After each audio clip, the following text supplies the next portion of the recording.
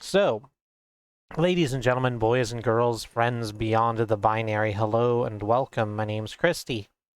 And it's the stream, and we're going to play some more Inscription. I'm just going to hit the buttons.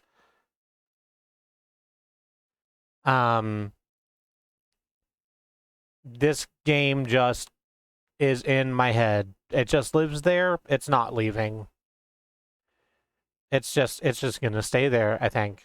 I also don't understand why that isn't working on your end.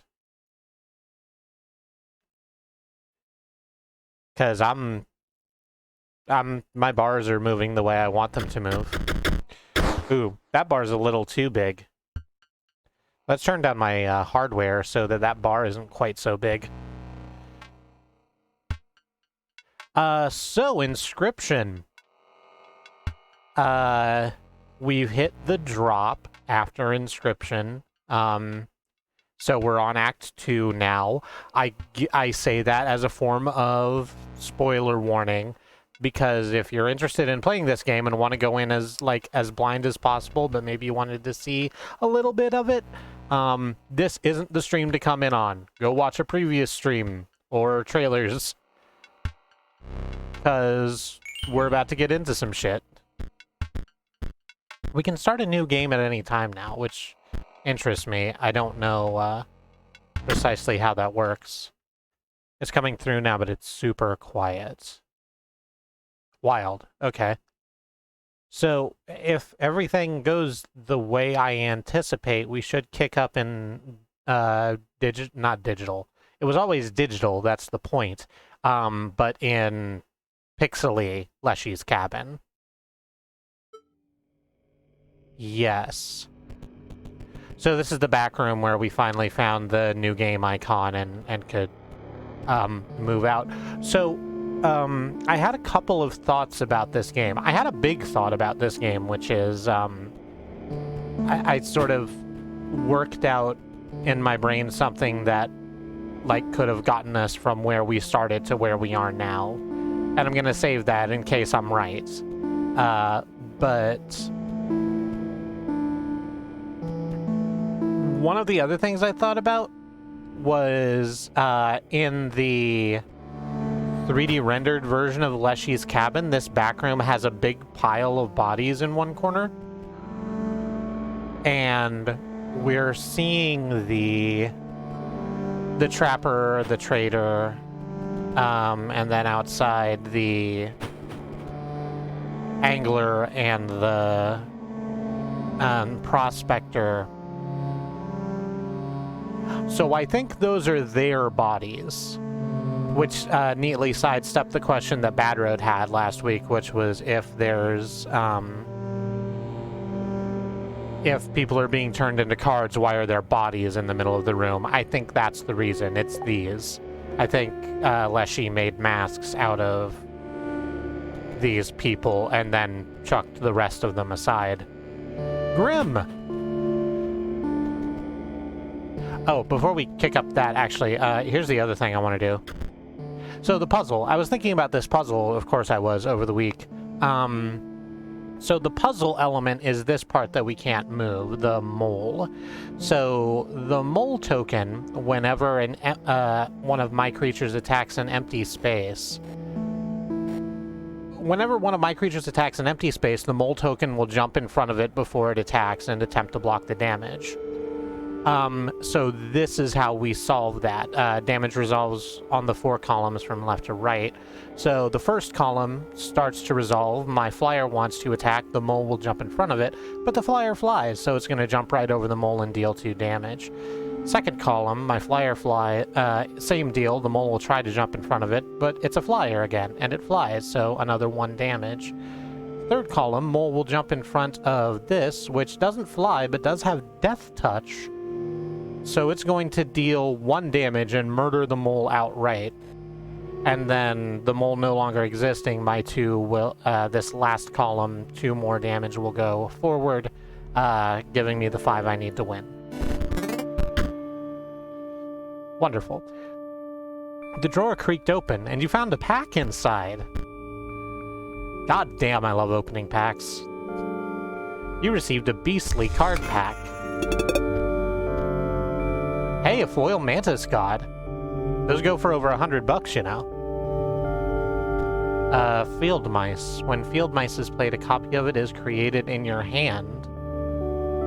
So I just have infinite mice? That seems pretty dope. Or can, I guess. Salmon. I already have a salmon, waterborne, and it also moves. Orange Mage. Mox cards on the owner's side of the board gain +1 power. So I need a Mox to play it, but I have one. And then I can play this, and then it'll give... But I don't really have, like, a... I don't have a build for that, I don't think. I need to... Oh, there were 2 packs inside.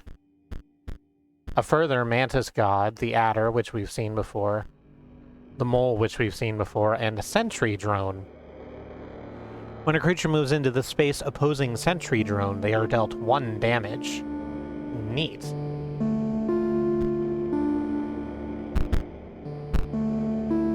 Alright, those cards were added to my collection. Let's alter our deck.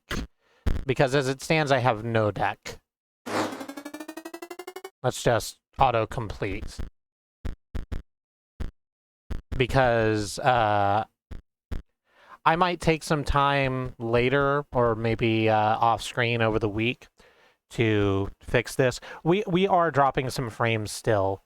They're little chunks at a time. I'm willing to push through that. It should be fine. We'll see how bad it gets, and if it's truly terrible by like 9:15, 9:30, we'll bounce. Yeah, I can at least make a little progress, which is what I want. So, oh, and it shows us the which of the 4 kinds of creatures they have. We have a lot of beasts. We have no undead. We have rather a lot of robots, and then some wizard. 2 wizard.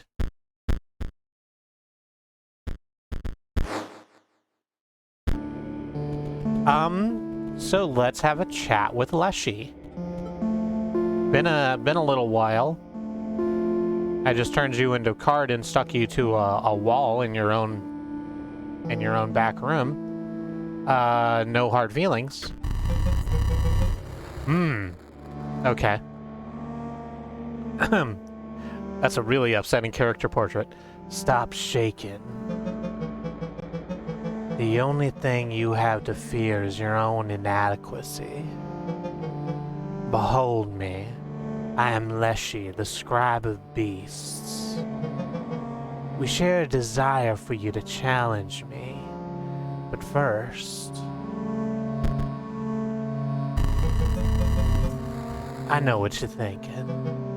No, this is not my legendary camera.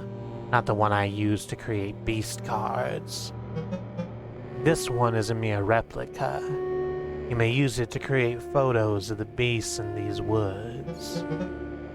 My subordinates, the prospector, the angler, and the trapper, they each require a photo before they will consider battling you. Return to me when they're all defeated.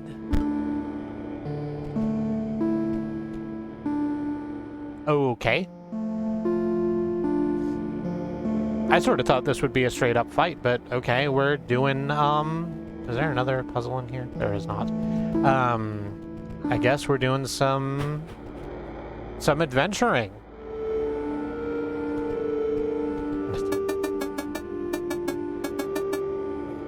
Dag-nab it, I can smell that meat on you, and I'm still missing that dang hound.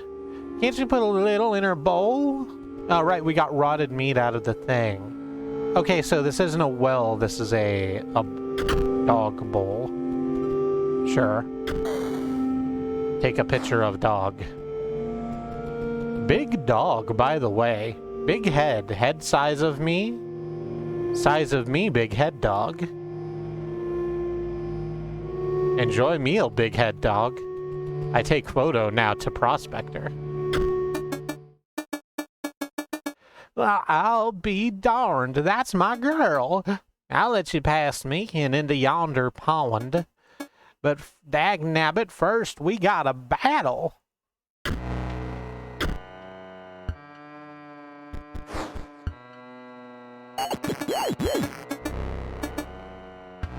Yep, I'm PO3, okay? You picked my starter deck. That means you need to learn to use energy. Do I really have to explain this to you? At the start of each turn, you increase your max energy. Spend it or not, it doesn't matter. At the start of your turn, your energy refills to the max. Get it? Okay, so it's like Hearthstone? Sure, or like Eternal is.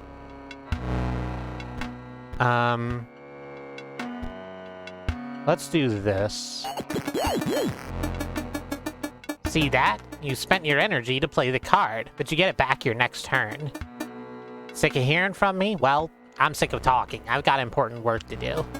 You'll see me later. So when Squirrel comes down, it's going to get just absolutely eaten by this turret, which seems good. What's this hammer button?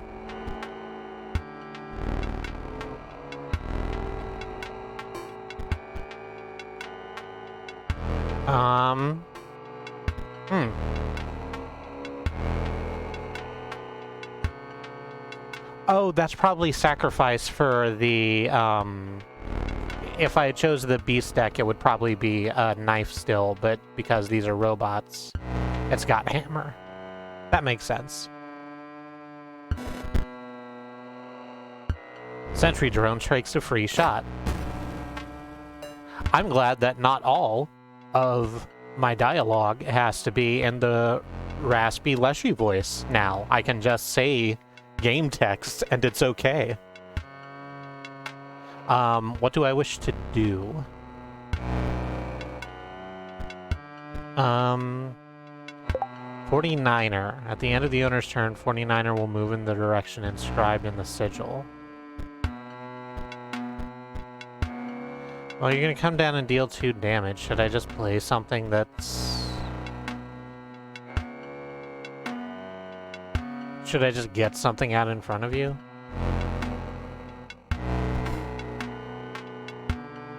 I think so. Oh, right. Oh, I've done that wrong. Okay. Hey! It's the Hrock. It's the Hrock. Which is waterborne, and also when it plays, it provides an energy cell to its owner. Which is me. So if I smash the... If I smash the sentry zone, does that provide blood, or does that work differently? I guess there's no time like the present. No, it doesn't provide me with blood. It gives me a bone, which makes sense, I guess.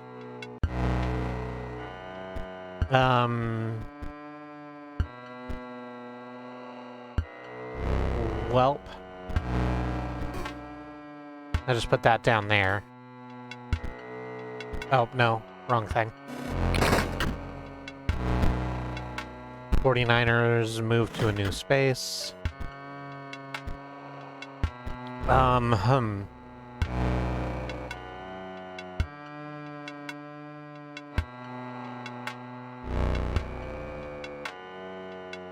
So...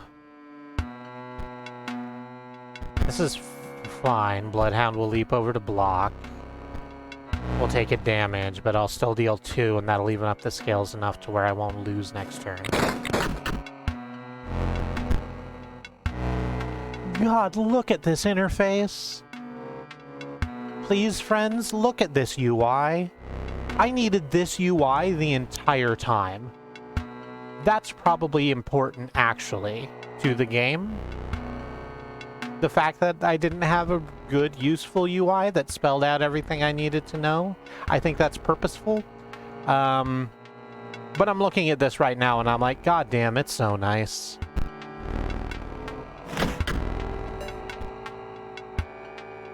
Well. Ron said, it means they really like you. I can put the fucking... I can put the big robot out, I guess. I think there's not a good reason to not.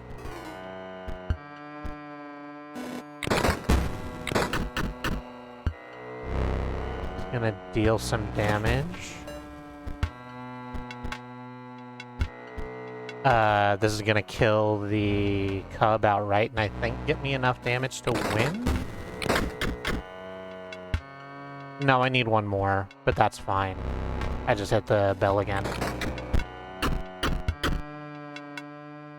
Oh, excess damage. I gained 3 foils, which I guess is what we're using instead of teeth, but it's the same concept. Good to know. Fair's fair. You beat me like a person who beats another person in a card game. Take this. Some say these here cards are better than gold. Got a new card pack. Got an adder. There's the squirrel ball. Oh, this is the Yargle that I didn't take. The 7/7 for fucking 4 blood. Revenant. Oh, okay, wild. So bones are the medium you use to summon undead creatures. So we've already been introduced to that part, so we just need to learn about, like, moxes, whatever the fuck those are, and the...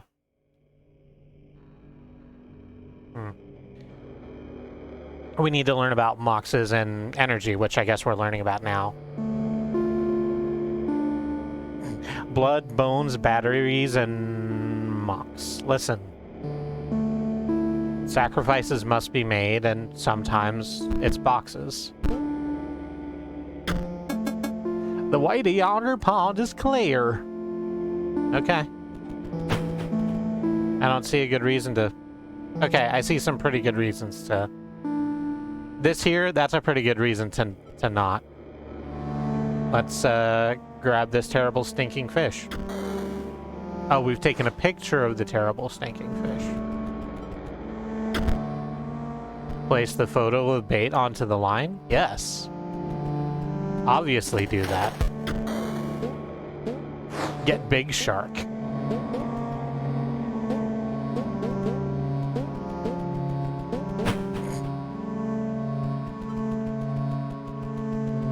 I would prefer not to. Be sacrificed? No, that's okay. We're not going to do that. Fish. Fresh fish. Good. Still must beat. Okay. Leap bot with 2 3s instead of E's. We'll block an opposing airborne. We'll block an opposing creature with the airborne sigil. That's great. I'm really happy for it. I guess I just need to put this out in front of the salmon. Salmon moves to a new space. Right. Okay.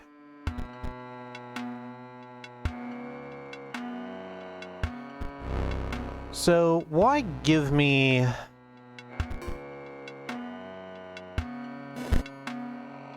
Salmon emerges from the deep and attacks. That dies.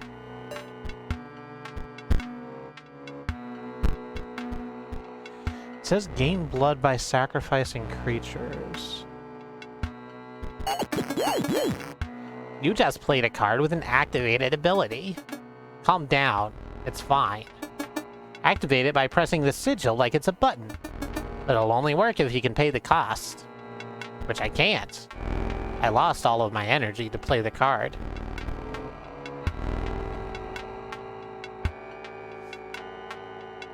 Of course, according to this, possums are undead creatures. I guess that's true.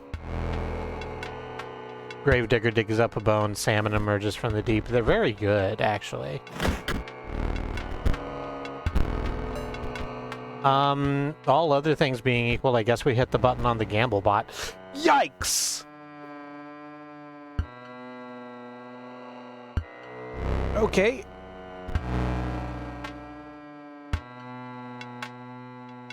We won that gamble, friends. I'll tell you what.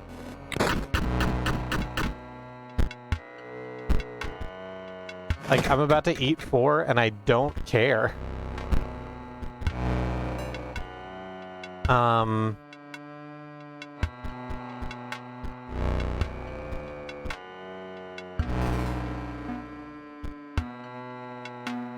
Yeah, this doesn't matter. I'm just about to hit the button and get some foils. Sure. Oh, I guess we still had the foils on the screen when we were in 3D realms, which is what I'm going to call it now, I guess.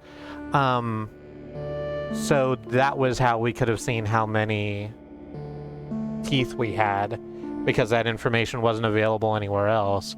We had no way to know that, I suppose. You pass. First take. New card pack. Oh, look at you. Steel mice.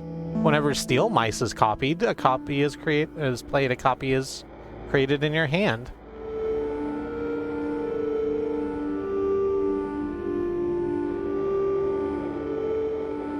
Neat. These cards were added to my collection. I'm just gonna... What else do you have to say? Me? Work continue. Find fish for Leshi.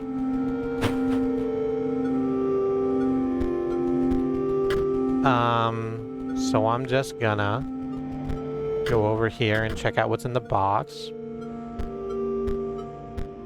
Patches of dried blood crackled as you pried the chest open, but 2 packs were inside.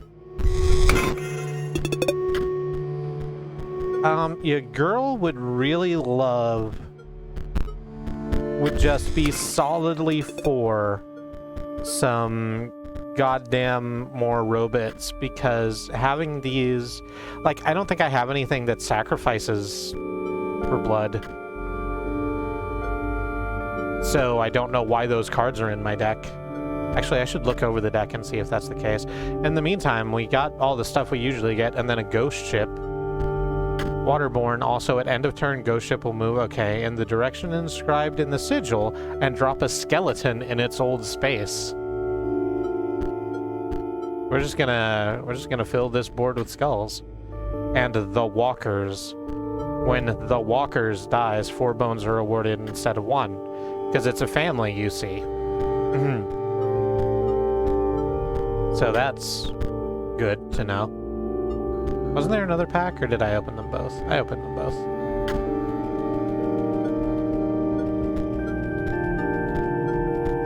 Okay.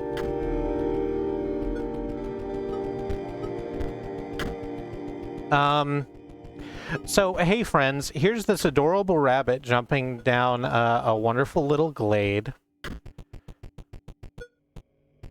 And I can move this steel trap around.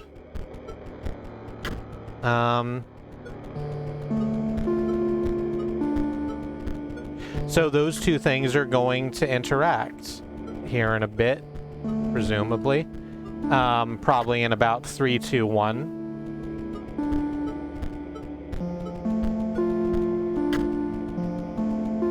How do I... No, it's a little more complicated than I thought.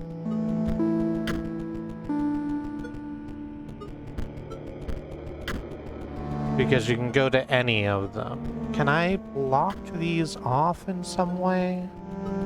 So that I can force the rabbit to go into the steel trap, she said with terror in her voice.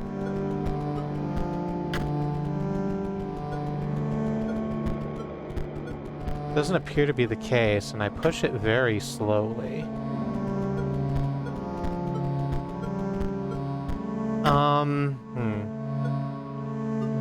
I'll tell you what, let's go to the other island and see if there's anything over there that's going to help us with that. The Skull Island. Or it's not a skull, it's a hand.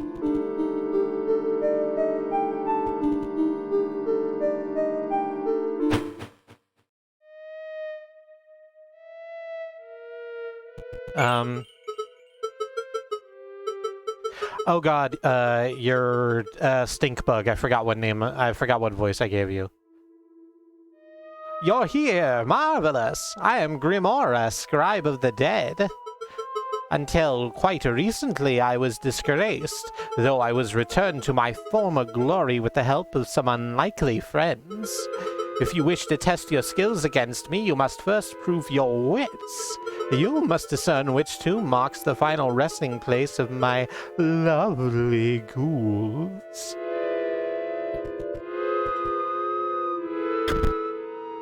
You found a piece of an epitaph. It reads, "Eaten by a hungry dog." Oh, that's a chest, I guess. You sifted through the bones and found a card pack inside. One of the undead ones. Pharaoh's Pets is counted as 3 blood rather than 1 blood when sacrificed. Also, when Pharaoh's Pets is sacrificed, it does not perish. What? That's broken, okay.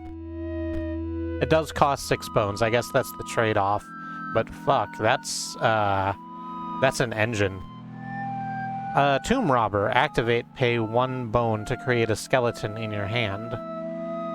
Does it tell me what a skeleton is defined as? It does not. Banshee will strike an opponent directly, even if there is a creature opposing it. Because it has flying. It's a 1/1. We finally got another Rubit, which is an Insectodrone, which will strike an opponent directly because it flies. It's also a 1/1.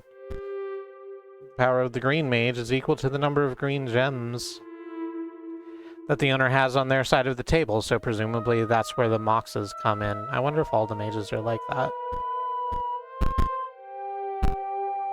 How you doing, friend? Hark!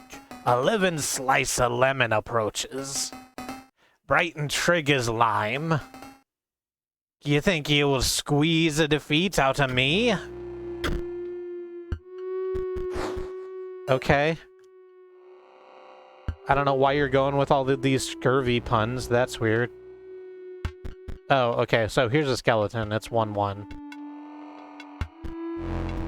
I guess my best play is to put the sentry turret over here. Because when the ghost ship comes down, like, the sentry drone will take care of it. Which is good, because this creates more skeletons, and I don't want more skeletons. Sit, trust, you wait. Sure.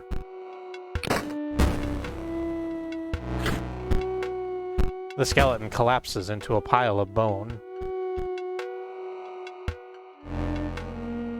I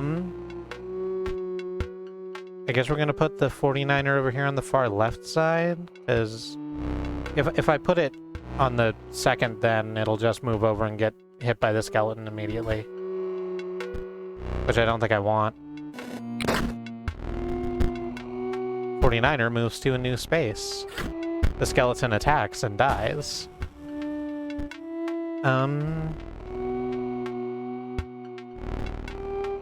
Yeah, let's throw the vanilla 1/1 out there, because at least it'll put damage on the board.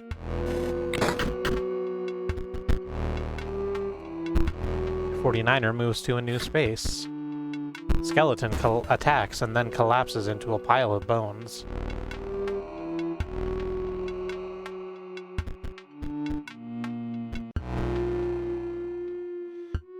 Let's crack the sentry drone. Which again does create bones and none blood. What is the rest of my... I can't see the rest of my deck from this screen.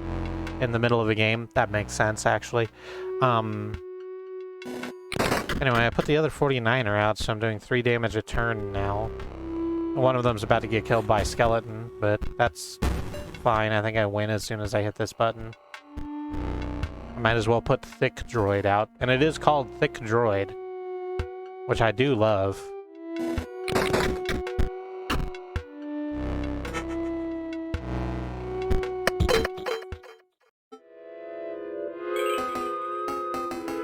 Aye, ye beat the pulp out of me. Firstly, take ye this, a deathly card pack. Buff Conduit. Other creatures within a circuit completed by Buff Conduit gain +1 power. That means just on either side of it? It seems like that means on either side of it.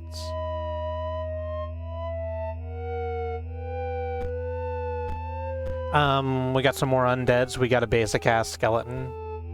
Banshee will strike an opponent directly. That's with flying. We saw that before. Bone Heap is our rare. Activate, pay 2 bones to increase the power and health of Bone Heap by 1. So I guess as long as you can keep shipping skeletons down the way, that's actually pretty good. Is it free to play? It is free to play. It doesn't have a cost.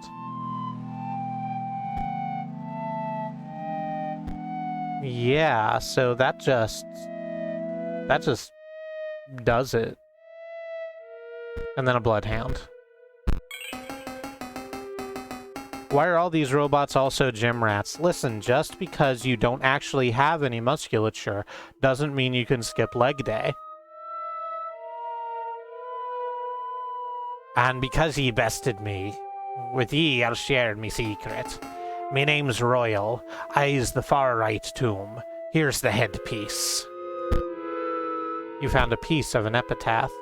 Royal Dominguez, 1589 to spring 1632.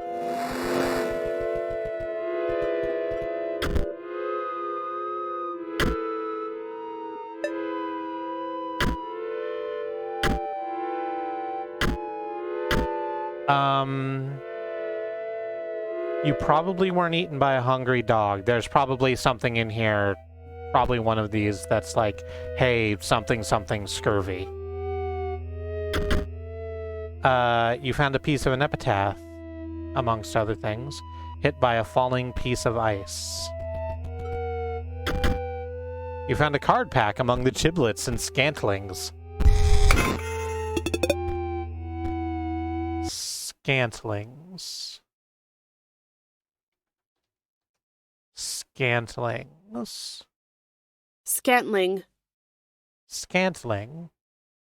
Scantling. A set of standard dimensions for parts of a structure, especially in shipbuilding. Let's click the More Definitions button. I don't think that fits. A specimen, sample, or small amount of something archaic. That's probably more it. Scantling. Scantling. Good. I'm glad we all learned something here today. One of these buttons brings up my... I fucked that up. There we go.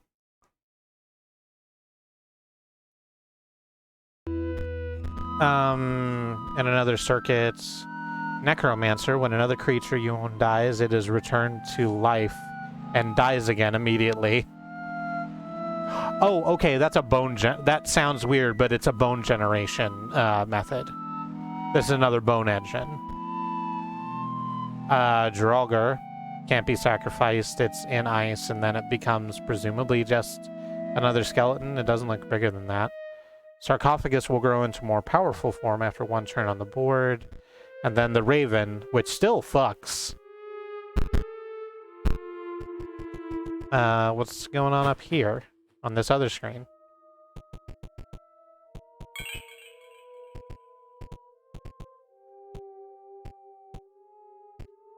Oh, neat. We can change what we look like. Hang on. One of these is one of these should be a robot look. I'm gonna try and grab it.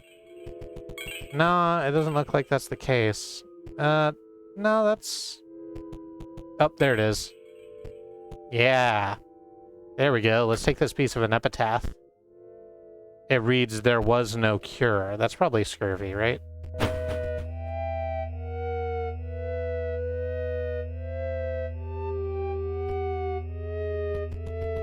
Thank you, Stalks. Exactly. It's Caro Caro Bonito generation.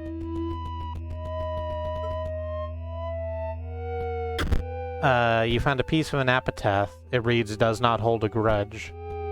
I imagine that sits next to the one about the dog.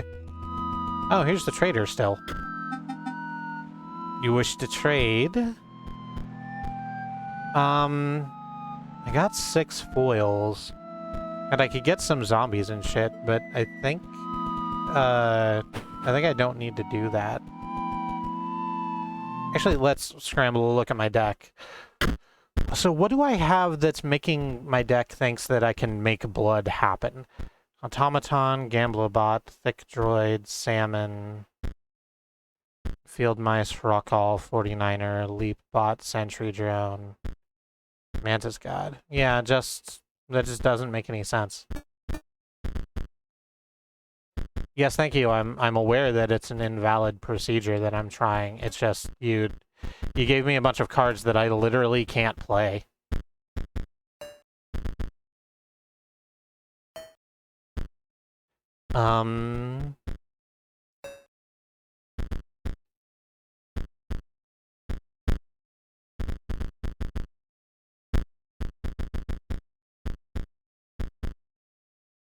Are there more? Oh, yeah, there we go. Oh, hey, I have a Steambot Willy. Let's put a Steambot Willy in our deck. We have 2 automatons. What is our, like, breakdown? 1, there's 4 leap bots. I don't think we need 4 leap bots.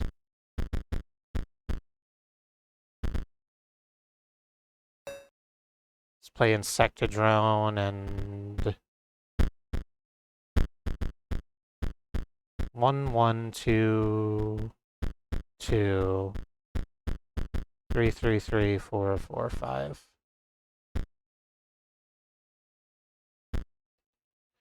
I would love to get another Sentry Drone in there, but we just don't have one. Hey, Bad Road. We can't make blood happen. We lost our reincarnating squirrel in a jar. Yeah. So we, so as you may remember, we defeated Leshi in his cabin and started a new game, which looks like this now. We chose robots, and here's the thing about robots. They don't bleed. So if I hit autocomplete to just like build a deck to play with, and it gave me a bunch of cards that I literally couldn't play because I couldn't sacrifice anything. I could sacrifice stuff, but all the stuff I could sacrifice were robots that therefore didn't give me any blood to play the other things. Bot affirm is the robot command. Yeah, exactly. We need robots made of meat. That's just science.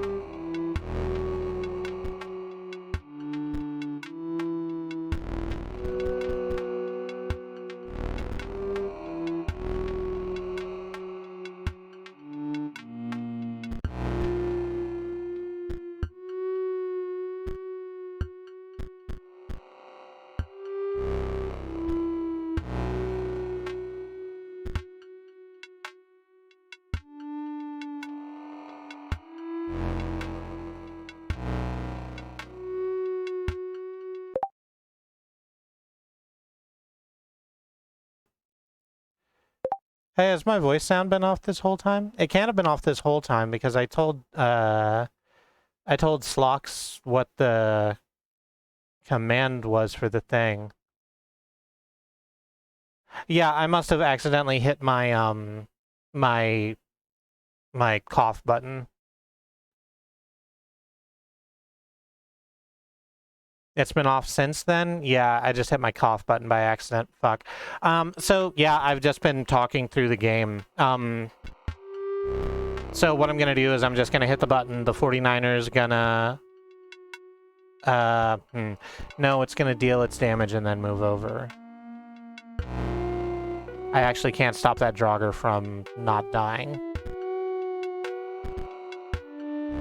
It's a good thing I took this time because I just realized that I don't know how any of this works.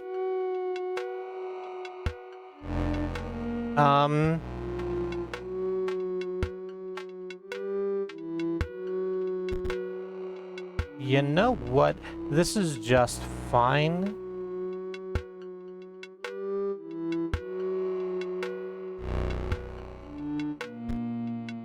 This is just fine. We're gonna play the 1-3 here, so we can at least get some damage in.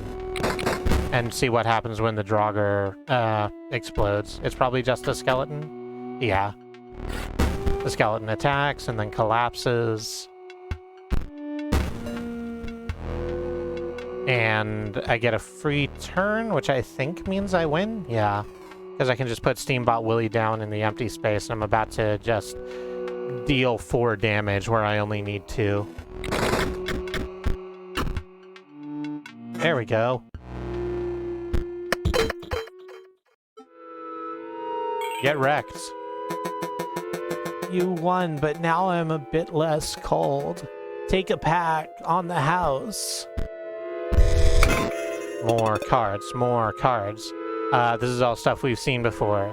Bone Heap, Pharaoh's Pets, couple green mages, sarcophaguses. You did beat me, so I guess I gotta fess up. The name's Casey. Casey Hobbs. Oh, that's one of the names from the... Huh.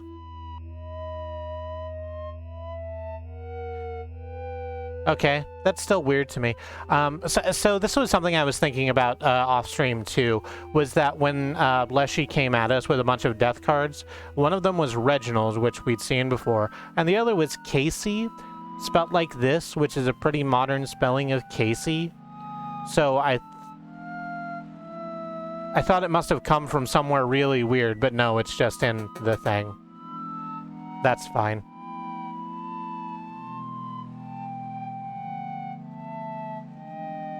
I'm from the tombstone on the left. Casey Hobbs, 1970 to winter 1992. So, Casey Hobbs. Hit by a falling piece of ice.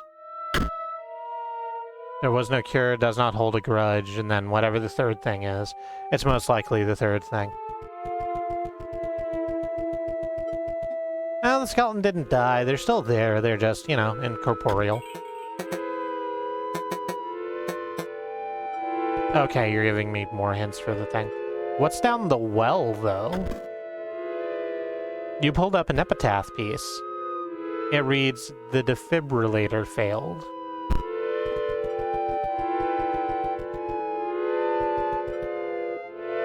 So that has to be the third one of these, right?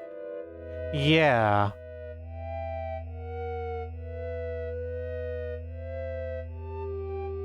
It has to be the defibrillator failed. Because the other one died of scurvy, and there was no cure. That's probably it. And then we don't know the other person's name, but the other option we have is eaten by a hungry dog. So that's the person that doesn't hold a grudge. And yeah, they sure are just half-eaten in a pile of slobber. So that's fun. Oh, with bite marks on the head also. Ahem. Oh no. Oh no, do not look upon me. Do not snarl or sniff, I beg you. If you wish to battle, please, let us get it over with.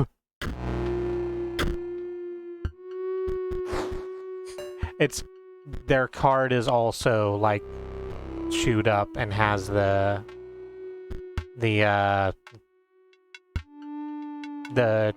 Canine Intercept thing.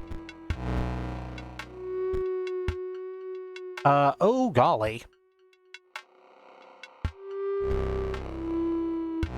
So, how does this work? So for this to be a thing that matters, I think I need to have... So we have Buff Conduit. Other creatures within a circuit completed by Buff Conduit gain +1 power. I think that means that we need to have something to the left and to the right of Buff Conduits. I think if we only have something on one side, that doesn't count. Not that that really matters. We kind of just can play the one card, which is Leap Bot, so let's play Leap Bot. Oh, I meant to play Leap Bot on the far side. Can I back that up? I cannot. Oh, well. Oh, I'm about to lose this one, huh? No, not quite. I can put this here. Oh, well.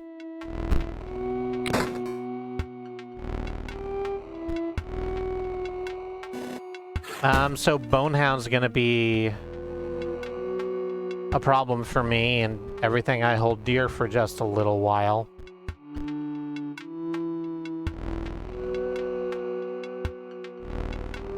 Can't say as I like that, but I suppose I should put 49er directly in front of it so it can deal damage and stave off the fucking 3-1 for a little while that's behind it.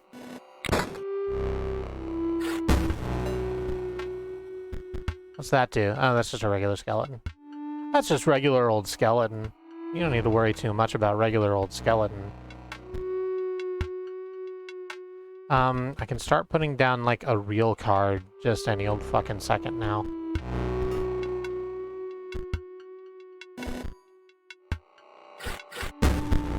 That goes like that. Skeleton collapses into a pile of bones. And... do I want to play the big lad? So I could just kill the Bonehound outright? I think that's just the best play. It means that Revenant's gonna come in behind it and deal us some damage, but eh. We'll just have to fucking deal with that, won't we?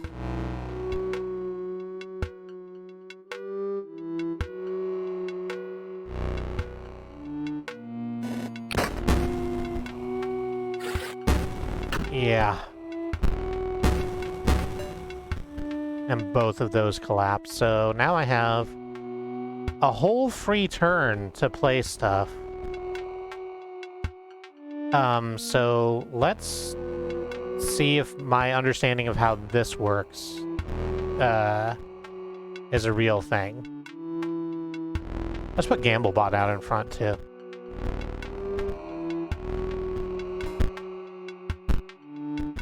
Oh yeah, Gamblebot's a 5-1 now. That was a good decision to make.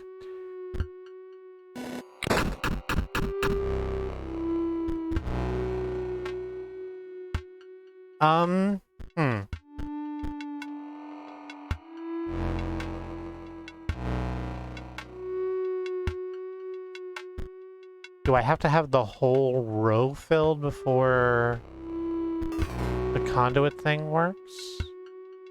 Or does the conduit need to be on either side? I wonder if there's a rule book I can look at. It doesn't matter. Let's just deal a whole bunch of damage and move on.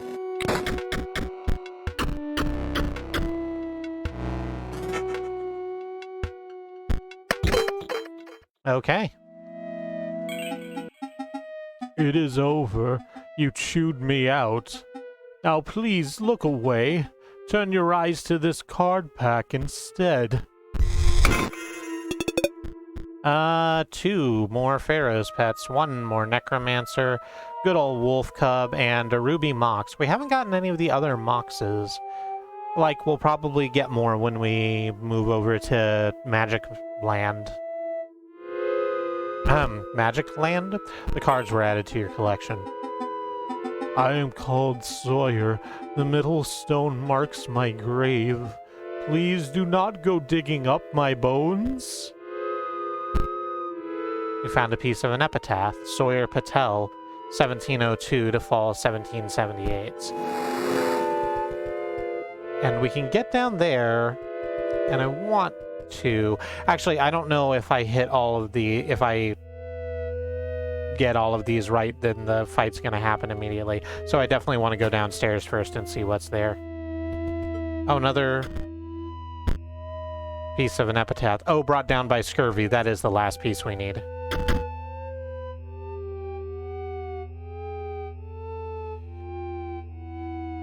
Your bones are right here. You can't dig them up. Point me to the sky above. Oh! Oh, it's the Bone Lord! Hey, everybody. Remember the Bone Lord? He gave us a boon one time, and then I poked his head incessantly until his eyes became red and angry. You remember how that happened a while ago? Let's hope Bone Lord doesn't. You have no offering.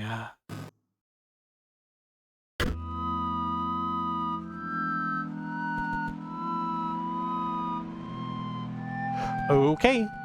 I'm just gonna leave then. It's fine. Royal Dominguez, brought down by scurvy. There was no cure.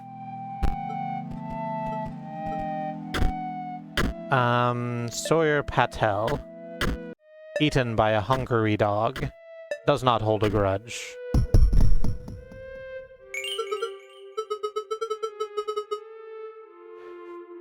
Marvelous! I believe you have proven your wits adequately. Are you prepared? You will not defeat me. He's, Jesse from he's James from Team Rocket. I've decided he's James from Team Rocket. At least then I will know how to do his voice, you know, consistently.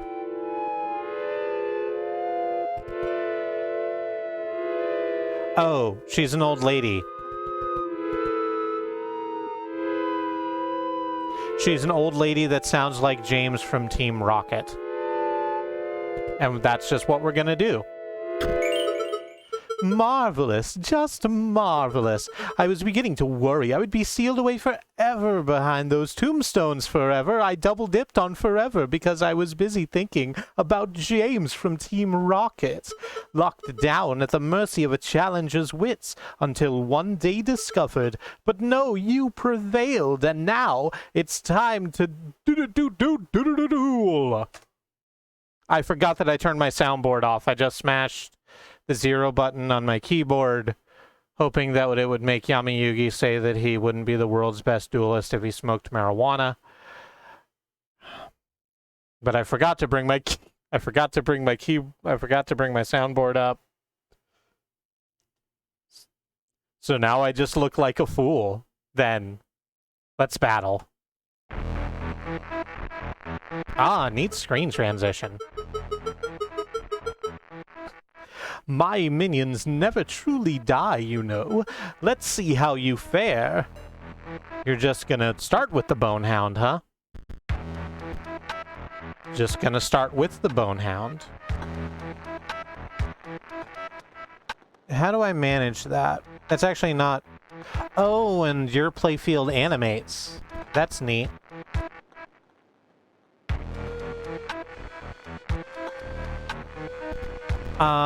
So I think Alice is having a little bit of a crisis in the chat. Presumably about something that... I was about to take a sip of my drink. While I was explaining that, I've set it down so that I can let you all know that Alice just said the thing that she realized was that she's a deckromancer. And I think that's important for us all to learn. I think that's a good and important thing to understand. We're going to play the sentry drone now. The Bonehound's going to jump in front of it and immediately take 1 damage because that's Sentry Drone's ability. And I'm going to hit the bell, and next round Bonehound's going to kill Sentry Drone, and I'll have to figure out what to do from there. Next turn you're going to play a Flying Banshee and a Sarcophagus. But it's not on the board yet, so that's presumably fine. When placed opposite to an empty space.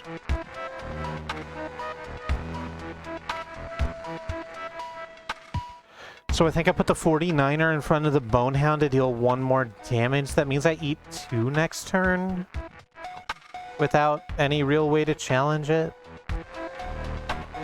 I can play Buff Conduit, I suppose, just to like keep soaking damage, but that doesn't do a lot.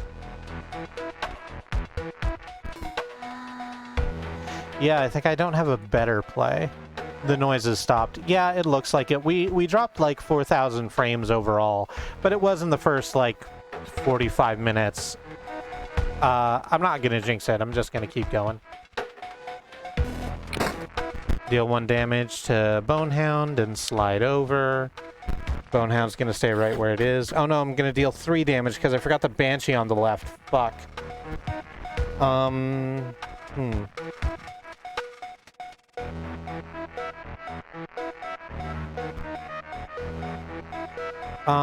I do this like this, I guess. I have Leap Bot, which blocks flying. I can put that in front of the Banshee. And I've got the 49er, or not the 49er, the Buff Conduit. And I guess I can put that on the right to just block Bonehound's damage. So the next turn I can play a fucking 1/1. I think that's the best play I have. Which is absolutely fucking sad. Okay. So Leapbot's gonna die next turn, and I don't really have an answer for that.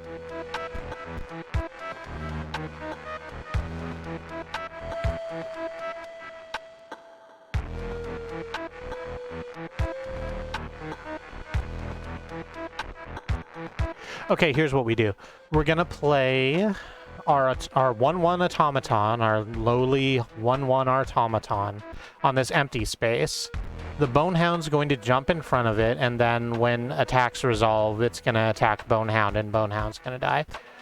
That's gonna leave the right side open for the Sarcophagus to come down, which Bonehound has been blocking. And it'll grow into a more powerful form after 1 turn on the board. That's at the start of the next turn.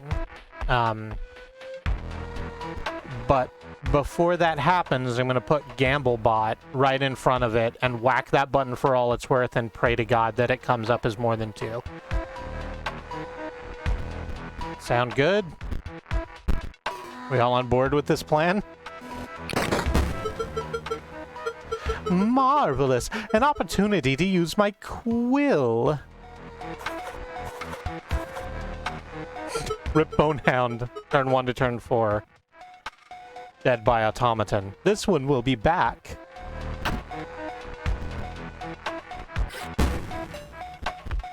Okay, so now we set out Gamblebot. Gamblebot rolls the dice.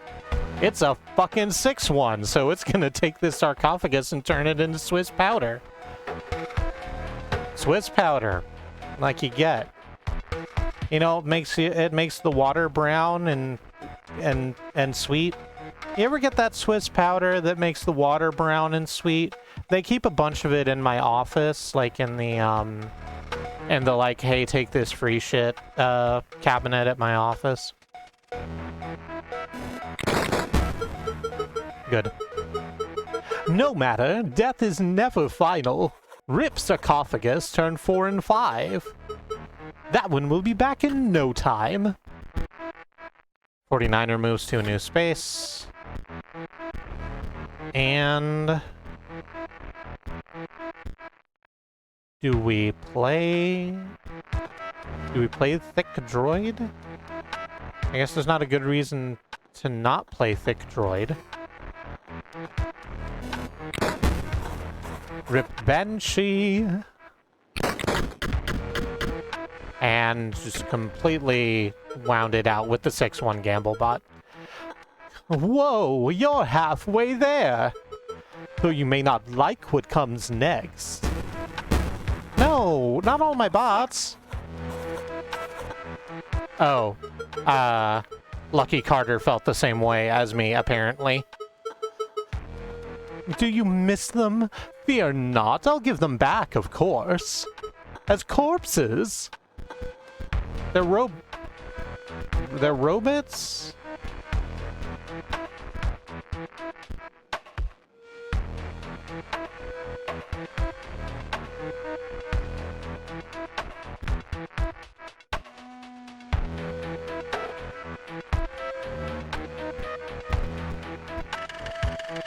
Oh, okay, that's what happened.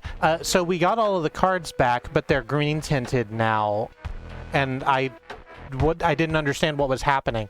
But they're all 0-1s. They still have their abilities, but they're 0-1s. Here's the thing, they also don't have a casting cost. So here's the thing about that. Gamblobot's thing still says that it gets to set its power randomly.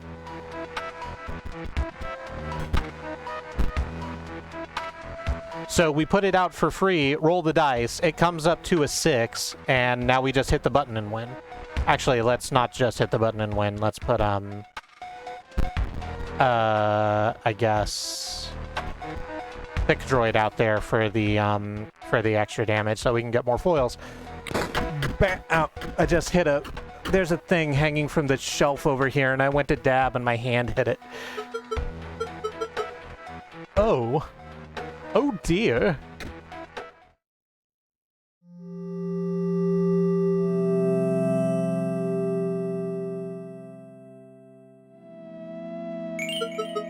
You really defeated me. I was not expecting that. Your ambition is to replace PO3, but, well, between you and I, there will come an opportunity to change your mind, and I beg that you spare me. Take these, then go. A new deathly card pack. I would have thought it'd be full of rares, but no. What is the rare? It is the Headless Horseman. For a cost of 13 fucking bones. It flies. It's a 5/5. It shifts. Wow, it's just plain gross. And then there's this wild-ass thing. Gem Fiend. A 2/1 for green, I guess. If Gem Fiend's owner controls no Mox cards, Gem Fiend perishes. Okay. And a second pack. Muscle Mage. I guess I should call them Circle and Triangle, because the colors are actually a little too wonky. I'm glad that the shapes are so very different. That's a good accessibility thing. I can tell the difference between the two colors, but it's the fact that they're different shapes is a lot more helpful. For one triangle, at the end of the owner's turn, Muscle Mage will move in the direction inspired in the say it's just a 1/1. That's fine. And then rare, a Dead Hand. When Dead Hand is played, discard your hand and then draw a new hand of 4 cards. That's actually really good. That's 5 bones. Battery low. Go. I need to collect my thoughts.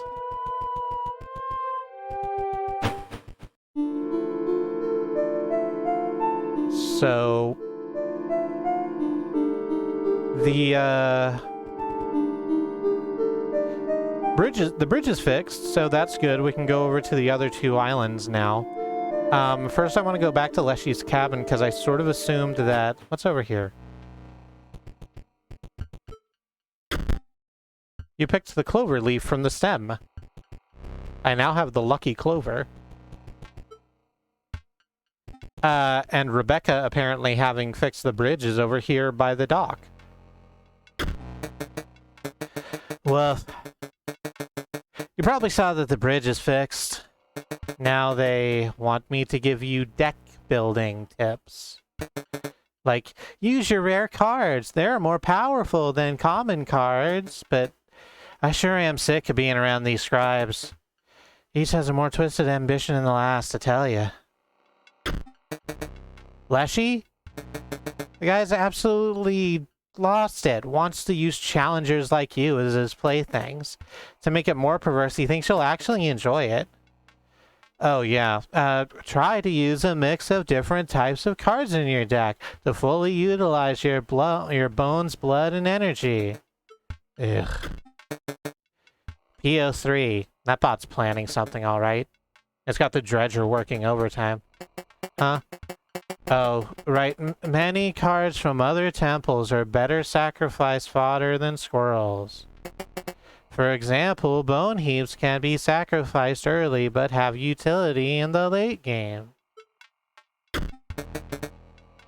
Grimora is her name. Like a grimoire. That makes sense. I'll try and remember it. Grimora wants to bring it all down, I swear. Grimora's a mercy, I think. She's probably right. There's some pretty nasty data on this disc. Oh, A deck focused on magical cards can be very powerful. Try picking 2 of your best gem colors instead of going for all 3. So do you personally, the player character, have a battery that is low? So, yeah, at the end of Chapter 1, we learned that we're seeing this through the Lucky Carter, that YouTuber's recording equipment. So presumably we're Lucky Carter.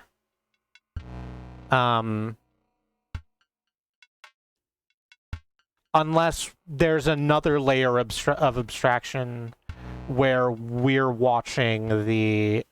where we're a different person watching the videotape of Lucky Carter playing this. That might be a little much, but okay. Let's hear what you have to say about Magnificus. Cards with activated abilities are some of the most powerful. Balance your resources accordingly. Oh, what? You wanted to know about Magnificus? He's a mysterious guy. We've all got our theories. Some say he actually wants... No, it's too terrible to say. Ugh. Ugh. Ugh. Okay. Still can't get on the little boat. Still think I need a Charon coin to be allowed on the boat. We'll see how that goes. So back to over here, we dealt with the prospector and the angler, and the only thing we have left is to get a, So what it wants us to do is take this rabbit that is gleefully hopping around this field and, get it caught in the trap.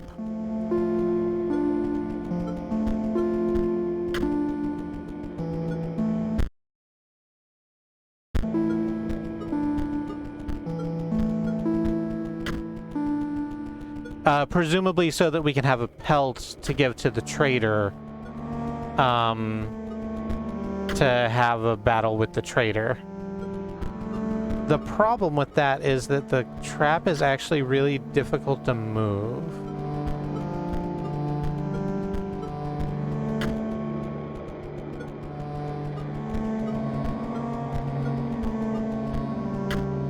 The lights keep shining in on the...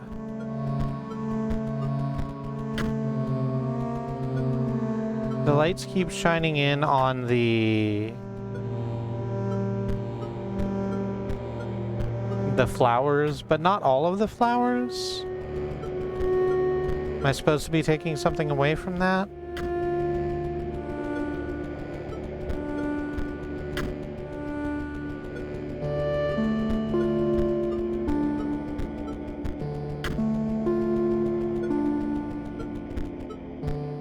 Like, the thing is, the rabbit can just sort of choose where to come out of.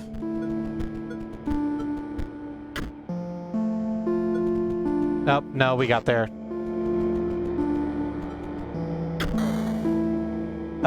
Free pelt. Actually, we just have a picture of a pelt. So that's, you know, better.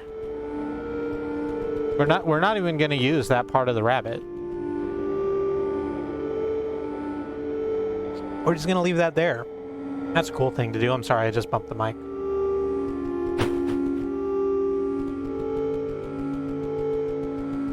I guess we go now down into the... Oh, since Bad Road is here.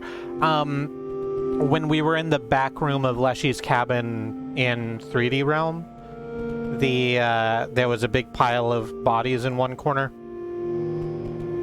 I think that's these. I think that was the angler, the trader, and the prospector having been killed, made into masks, and then thrown into a corner. So that's a good thing to know. You've brought a pelt. I'm pleased. Yet another turn of the skinning knife. It is time to set another trap. I smell the hare's blood on you. Oh no, that's not your voice. I smell the hare's blood on you. Burrowing trap. Can't be sacrificed when an empty space would be struck. A burrowing trap will move to that space to receive the strike instead. Also, when burrowing trap perishes, the creature opposing it perishes as well. But it's like an 0-5, so that doesn't happen immediately, and I need to take my time choosing what to use. Okay. We do have the Lucky Clover, so we could re-roll our starting hand, but I don't think I want to do that.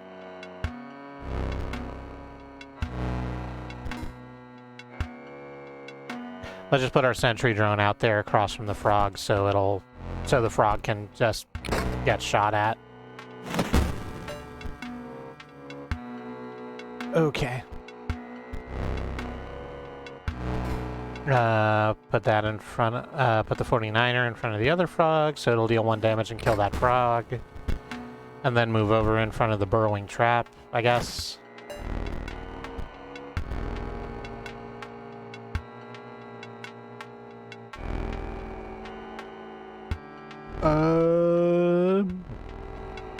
Leap bot. Put the O2 wall in front of the other bullfrog, so it'll just block for like 2 turns while I wait for everything else to sort itself out. I don't know if that's better. In fact, I think it might be measurably worse. Because I think I need to get damage in. I think I'm just kind of waiting for Godot, and by Godot in this case I mean Gamblebot, to just throw for 6s. Oh. Well, that's not what I wanted. I can put you there. I can put the other 49er in front of that frog so it'll die. I can put the other leap bot in front of this bullfrog so it can block for 2 turns. And yeah, we'll just continue on. There's a 1-1.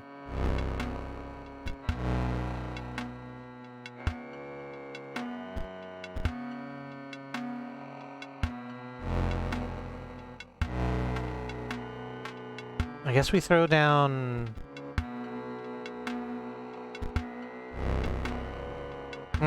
So, whatever we play, we have to play it in this 3rd space. Because Burrowing Trap is still where it is in the 3rd slot, but there's a coyote behind it. So, if Burrowing Trap ends... not in this space, then the coyote can come down and start dealing damage, which I don't want. So... if I place something in the empty space in front of Burrowing Trap, then 49er's gonna deal 1 damage as Burrowing Trap moves over to block it, and then when Thick Droid, which I've put down, is gonna... When Thick Droid deals its damage, Burrowing Trap is gonna move in front of it and continue blocking the Coyote. Yes, yes, yes. Burrowing Trap dids down and pops out to block 49er. Takes 2 damage.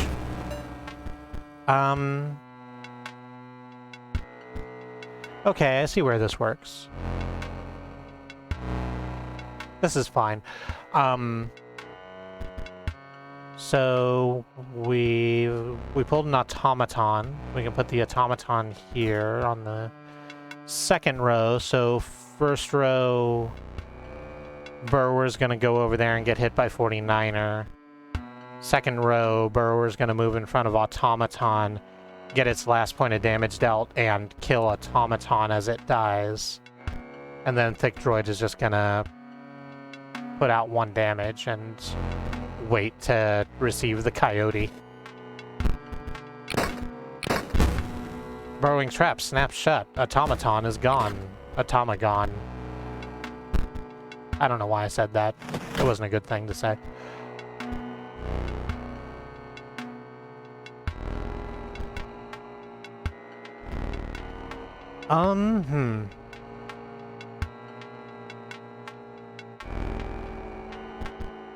There's a big fucking Raven gonna come down next turn, and I guess I wanna, like, if I put something in front of it, it won't block it because it has flying, but it'll at least deal damage. Oh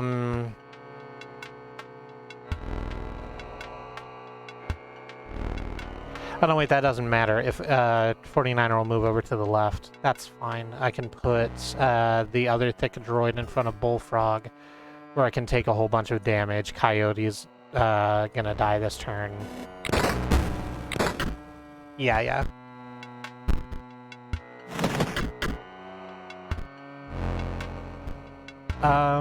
There's the Insectodrone. Do I want to play that?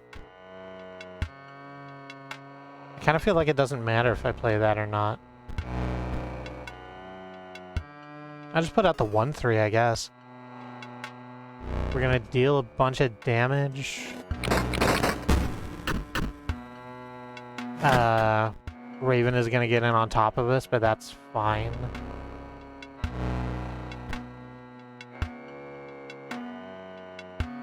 I mean, honestly, what happens if I crash that and then pull... Let's check it out. I got a whole board full of Thick Droids. I have the widest lad competition.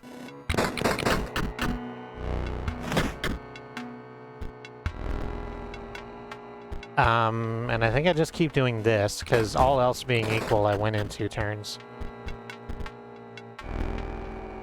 Yeah.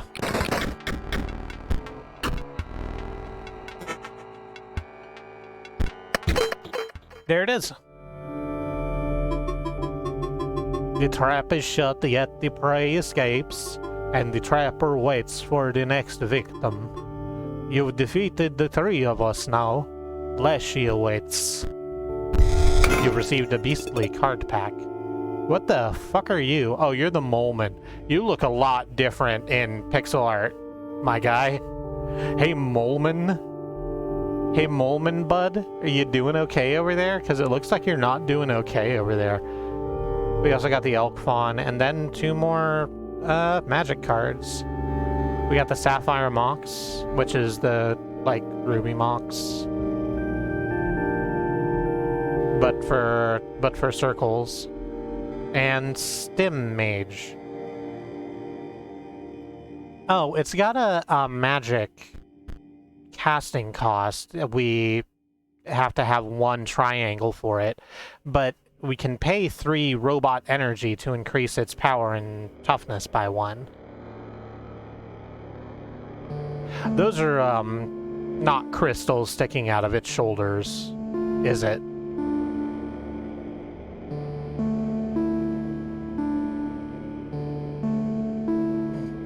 Mox is being covered in gleaming gemstones. Yeah. my friend Power 5. Power 9. I fucked that up. What do you have in your trade pile? I could get just a whole pack. And Ouroboros. Hey, the Ouroboros is still a 3/3. Neat. I can't play it at all because I have this Robo deck that I think I'm gonna stick with. Okay, so that's all those. We've beaten Grimora. She was great, obviously. We're going to fight Leshi now, here after the break, because it's 10:05. So, before we head off to our BRB, we wish to take a moment to remind you that Black Lives Matter, that Indigenous lives and lands matter, and that the lives of people of color matter.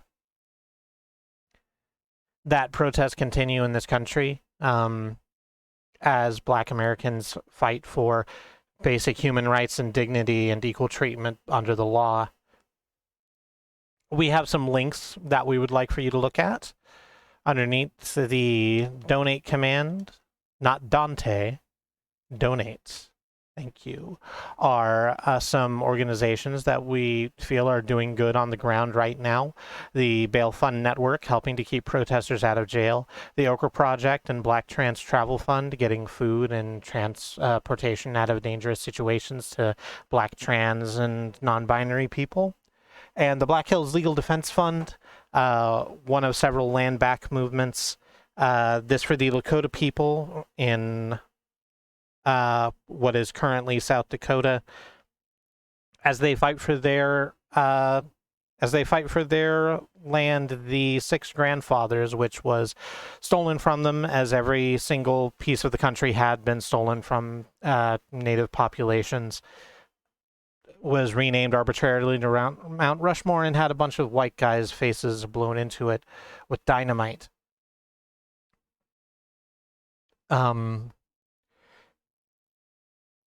There's not a single piece of America that wasn't taken by brutal conquest. So, if for whatever reason if you wish to, not whatever reason, I'm going to rewind. If you wish to support a indigenous population closer to you, there is one, assuredly, and they are going through the same shit without the same media attention. Do your own research, give to where you think is useful. We have a second command, which is action. These are things that you can do to be of help right now, really for Hurricane Ida, petitions to designate Haiti for TPS, to create a pathway to citizenship for unregistered immigrants, and the ACLU Racism and Policing Correspondence course, which is an email correspondence course about the history of policing in America, why the police are so bad at the things they say that they are there to do, why they are great at things that we wish they would never do. These we feel are good places to start, but do your own research. There's not a corner of this country that doesn't have people hurting because of injustice and the terrifying system of oppression. Creating a better future is everybody's responsibility. Making sure we all get there together is everyone's fight. And we should battle white supremacy wherever we find it, globally, locally, and within ourselves. We're going to go to the break now. I'm going to stand up, stretch my legs, get some water. I suggest you do whatever self-care is important to you. I have a screwdriver over here. I bought a premix screwdriver, which is doing me pretty okay, but I should probably put the rest of it away for later. And we'll be back here in 3 to 5 minutes. Please join us then. We have no stance on you blocking our ads.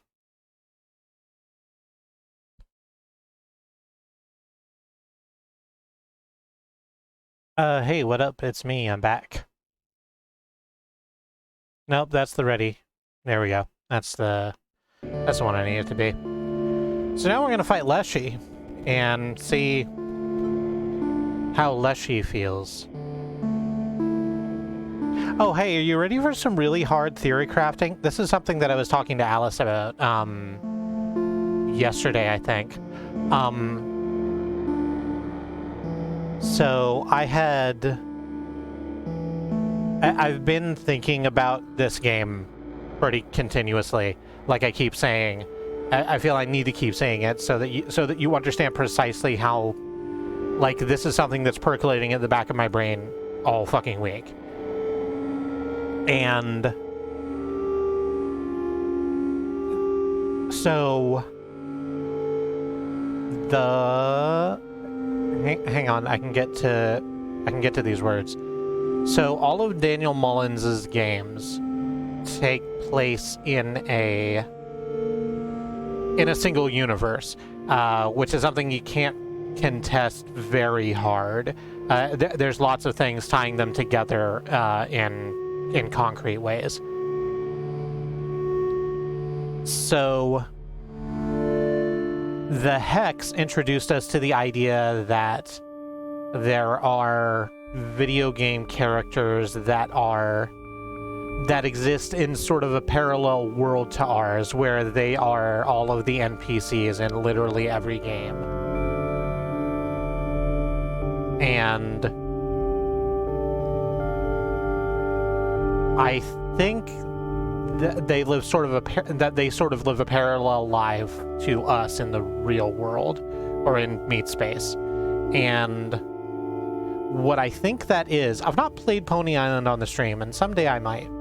But this isn't really spoilers, but Pony Island is about the devil having created a video game to trap souls. And the end of that game finishes with you solving that problem, and I'm not going to get into how, because that's actually spoilers, but releasing all the souls from the terrifying video game. And I think that all of the characters, the video game characters that have thoughts and opinions and ideas that exist away from just the game they're playing, I think those are all the souls that we released during Pony Island. That all of those, they give a number. It's some ludicrously long one. It's like 1,500 million or something. But I think all of those souls, they don't have anywhere else to go. So they've just kind of set up shop in a different sort of plane of existence. Completely digital, working this kind of job until they get a little too settled and start being like Leshi.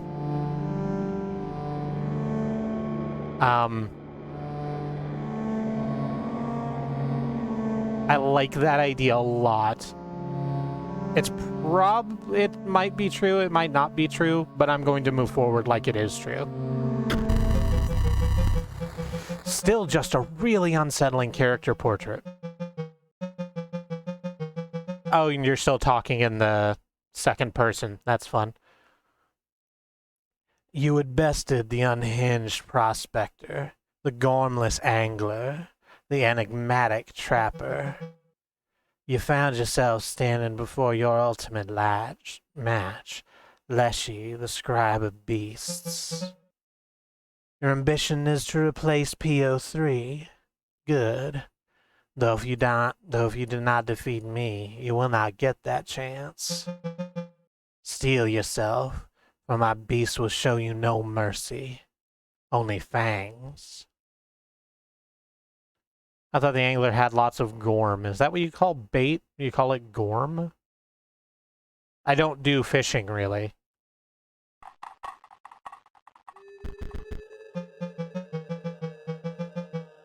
Do not spare your creatures. My camera is waiting to capture them at the moment of their demise. And my beasts are famished. Hey, a stoat. And a coyote.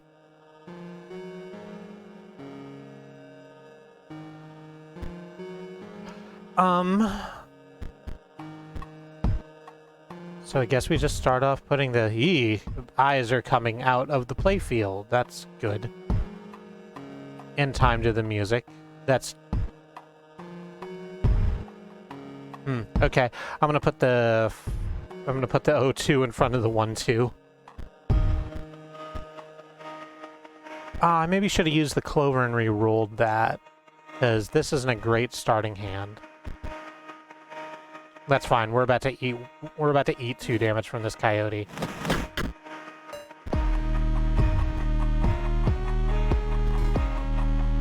But that's fine because we can put the 49er out in front of it and kill the coyote in one go. Oh no, and it's about to get killed by the adder. Well, that's not quite what I wanted.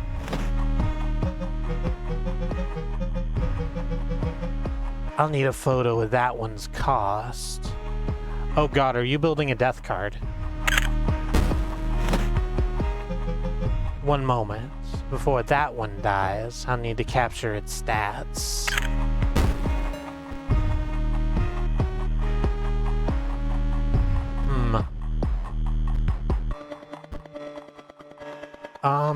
Let's kill the death touch adder. And get that out of the way.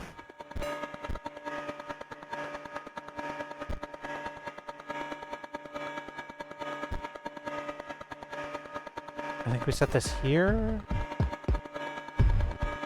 Yeah, we put the 49er in front of the stoat. It'll deal 2 damage and then move out of the way. So the stoat won't just fucking kill it outright. The coyote comes down. And finally the sigils. Oh, the sigils that the automaton didn't have? That'll do. The deaths of your creatures will form a beautiful mosaic.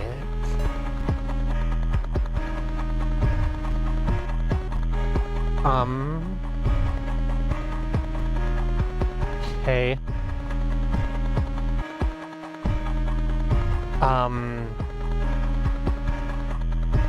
We have Thickbot now, so we can just put that in front of the coyote. We're just gonna lose next turn, huh? Yeah, I don't really see a way out of this one.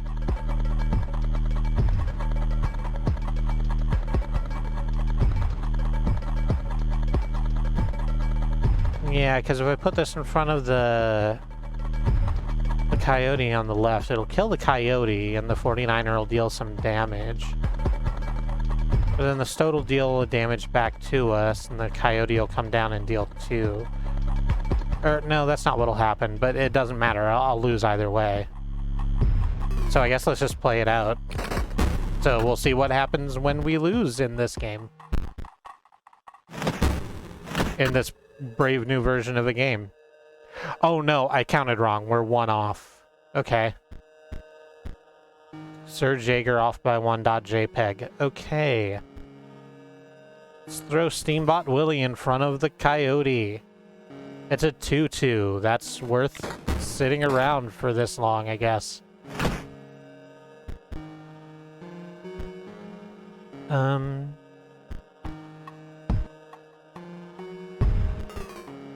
Play this other thick bot in front of the stoat. That'll kill the stoat, and then I'll deal 3 damage. Okay, this isn't going quite as bad as I thought.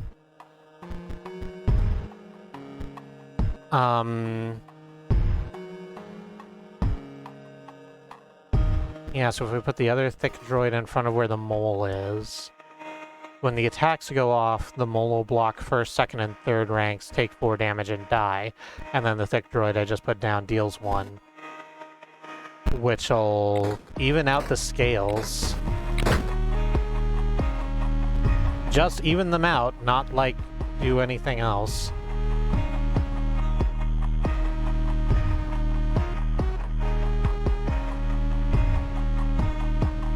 Do we want... So they're gonna play a coyote next turn. Leshi's gonna play a coyote next turn. It's gonna come down and attack Steambot Willie and kill it. 1, 2, 3, 4, 5. I can deal enough damage right now to 1, 2, 3, 4, 5. Yeah, I can deal enough damage right now to force the next round, and then I don't know what's gonna happen to the coyote. But it's not on the board yet. It'll probably get wiped away, and then we'll have to deal with whatever's next. But we'll be in a pretty good board state anyway. Okay.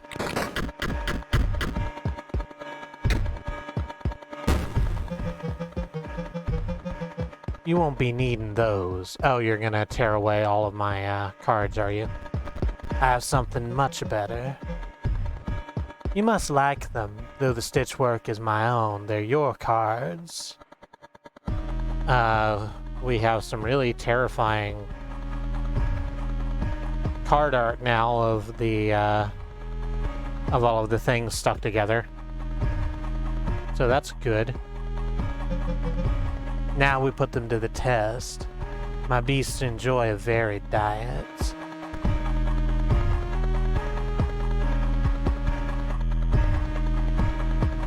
Well... I can't say as I enjoy this. So there's a Molman on the board now. We can deal 5 damage to it, but that won't kill it, and it'll leave it on the far right, I guess? We aren't going to deal any damage this turn. My concern is that there's a Grizzly coming in next round that's just going to move down in front of Steambot Willie and just take it out. And then I'm going to have to figure out what to do with that.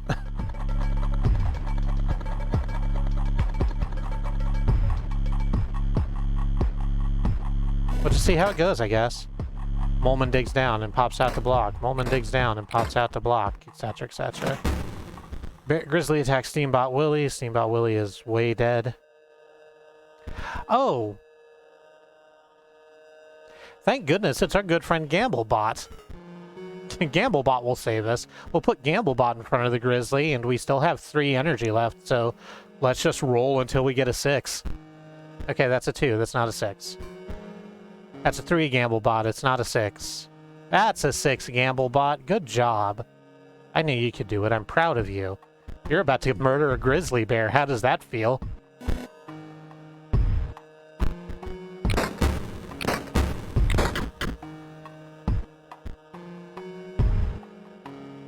Oh, that's 13 cards in your deck. That's not steel bars. So that was a Stoat card. I'm sorry. I've been focusing on the match and not reading chat. Badro's been asking questions. So that was a Stoat card, but it wasn't Stoat, the card that's been talking to us. All of those cards are out in the world now. They're the 4 scribes. Stoat is PN03, the robot scribe, or P03, the robot scribe. Leshi is still Leshi, but the stink bug was Grimora, who we just fought, and the stunted wolf is Magnificus, who we haven't seen yet.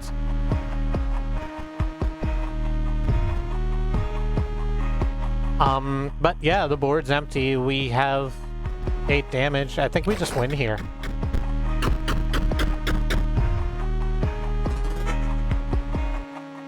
That's so many cards. The great scribe was, incredibly, bested. Far away, a light enveloped a long-forgotten monument.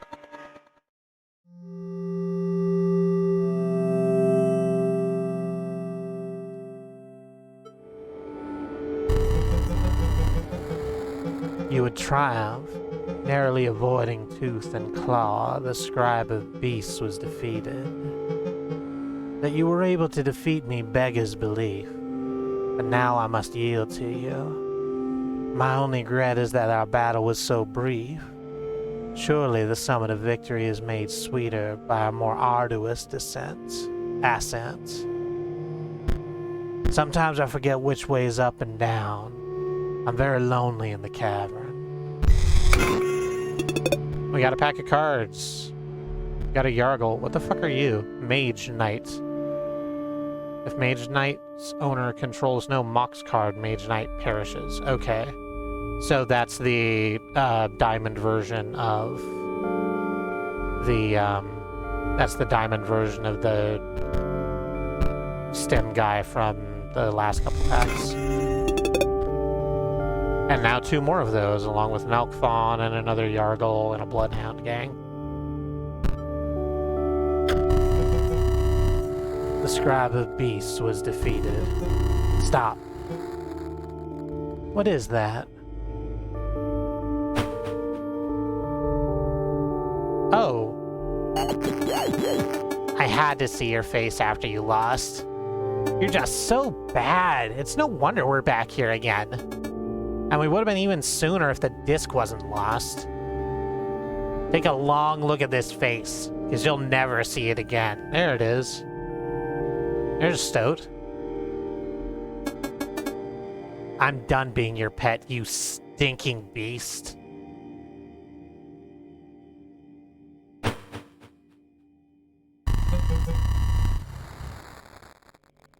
I pushed it too far that last time.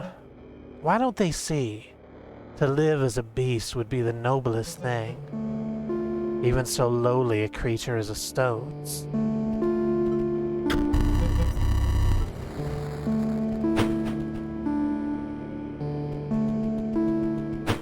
Okay. So that's 2 out of 3 down. Hey, did you notice there's a mushroom house over here? When did that happen? Because I think that's new.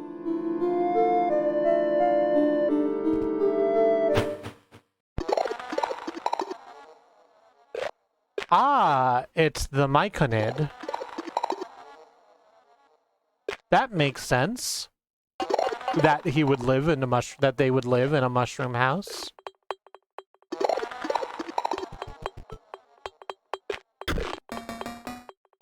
Uh-oh. You have found us here. This is good? This is good. We require duplicates. Do you see the diagram? 2 of that. Thank you?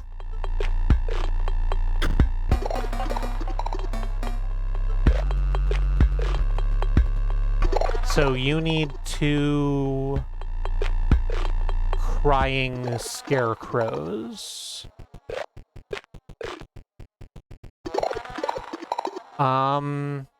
Alright, bud. I'll see if I can't get you 2 crying scarecrows. Can I go out further from here? I cannot. Since our ambition is to replace Piano 3, let's save them for the last. Let's go talk to... I sort of assumed Magnificus would just be in here. That doesn't appear to be the way of it. There's something on the ground. The note reads, "Greetings. If you are reading this, it must be because you wish to challenge me, Magnificus, to a card battle. But in order to gain that privilege, you must first defeat my 3 graduate students. As for their whereabouts, that is for you to discover. Sincerely, Magnificus."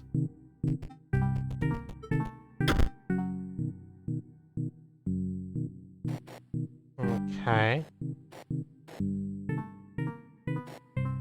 So these are all... This is a code wheel sort of lock with the different ability sigils on it. This one looks like a middle finger, although it's probably a shovel. That one looks like a headshot. I don't think I've seen that before. That's mice. That's... I haven't seen this one before either, but it looks like clue tokens. We'll figure it out. What's around here? Oh, there's a box. The inside of the chest is covered in a sticky green goo, but you find a card pack. A magical card pack.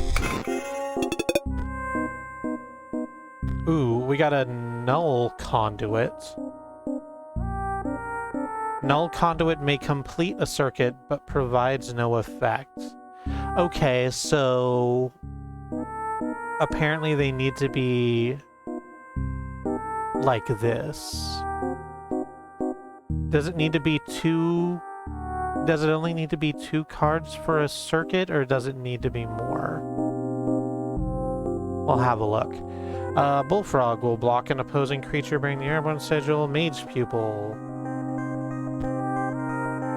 Mage Pupil owner. If Mage Pupil's owner controls no Mox cards, Mage Pupil perishes.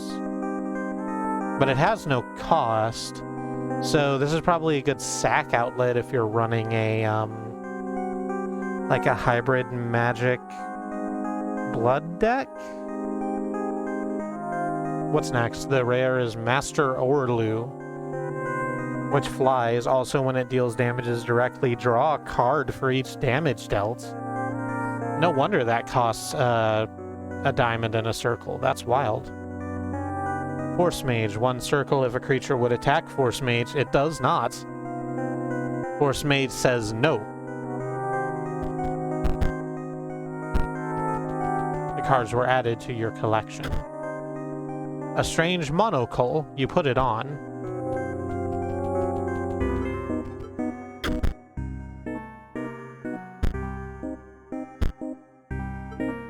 Ah, okay. So now that we put on the monocle, when we reread the note that was on the ground, the sigils are inscribed on it. So the first one's headshot, and then flying, and then headshot again. So headshot, headshot, flying. Oh, hey! It's this fucking failure.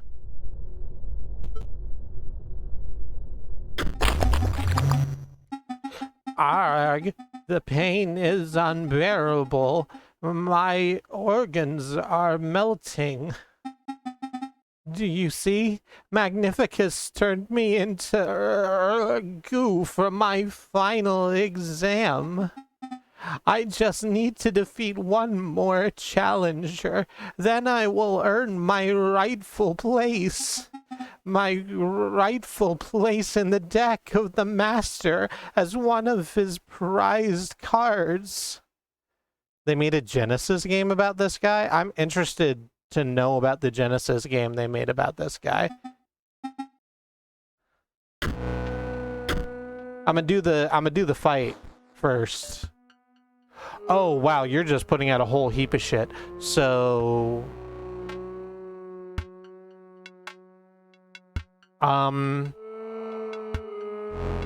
okay. How does this work?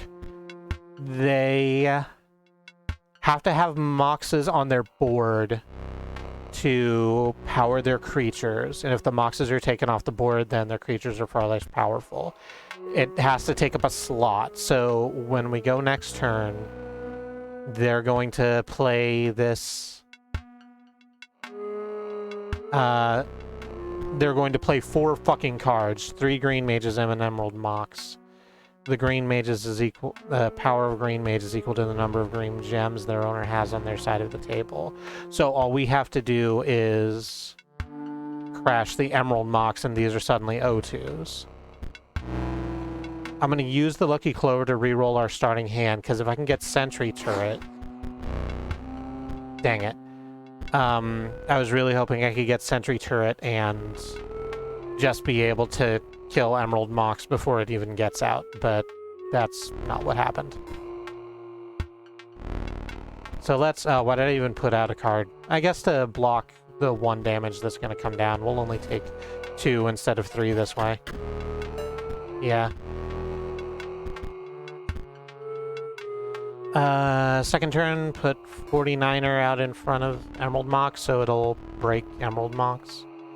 The game is called The Ooze. I will have to look up the Genesis game The Ooze. Alright. Now you're a bunch of useless fucking O2s.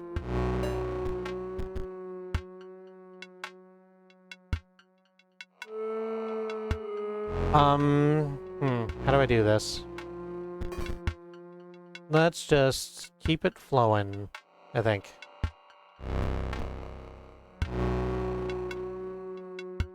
Put another 49er down, deal some damage to the green mages that are out there. The Emerald Mox is gonna come down next turn, but it'll die like almost instantly. They'll get in a couple more damage, but that's fine.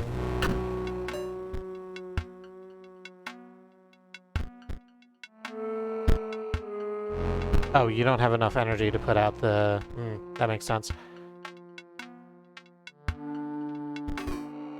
Put the automaton in front of the green mage that's already weakened, so we'll kill that. We'll also smash the Emerald Monks while we're about it. And that'll keep us ready. I think we can pull out Buff Conduit, actually, from our deck the next time we go back to a space where we can do that.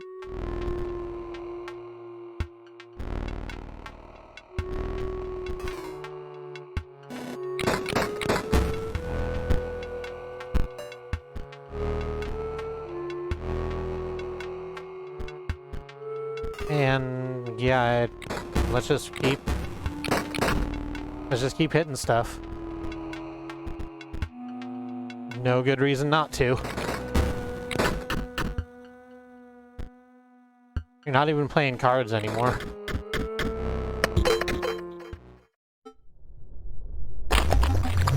No. Please. Please, just tell the master I passed. He won't know the difference. Here, take this pack. Another magical card pack. Mostly stuff we've seen before. I kind of want to put another fucking Gamblebot in our deck, be honest. Gamblebot's been a champion. Now that we have another one. 2 new magical cards. Ruby Golem, which costs a diamond, can't be sacrificed. When Ruby Golem perishes, a Ruby Mox is created in its place. Oh, that's neat. But it doesn't act as a Mox itself. Okay. You could probably sacrifice it for blood if you needed to, or bones. Because they definitely make bones. And the rare is Beline's Mox. While Beline's Mox is on the board, it provides a blue gem to its owner. Also, while Beline's Mox is on the board, it provides a green gem to its owner. Holy shit, a dual land. That is terrifying. Here, I can open the door for you. Rawr. I mean, you've actually opened 2 doors. Oh, okay. Obviously, this way is the trader. What does the trader have over here? Oh, it has a dual land just to buy. Stem Mage, Blue Mage, Ruby Mox, or we could buy a pack. I think I'm fine. What's this? Oh, this is our collection. Okay. Just showing us all our cards. I'm getting rid of all of the things that say new next to them because that upsets me in literally every game where it is a thing.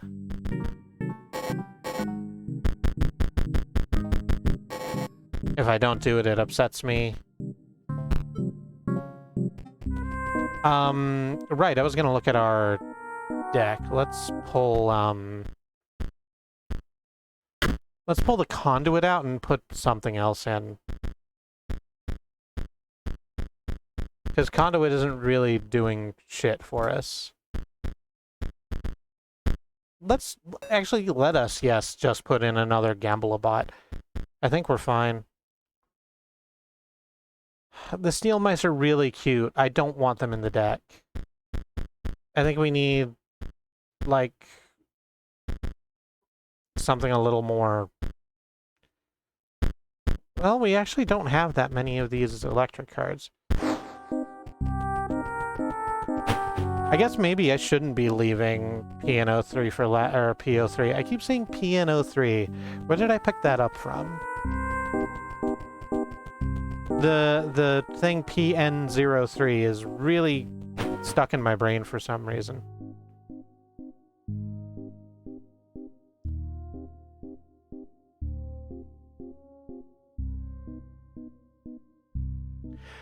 Hey, I found something.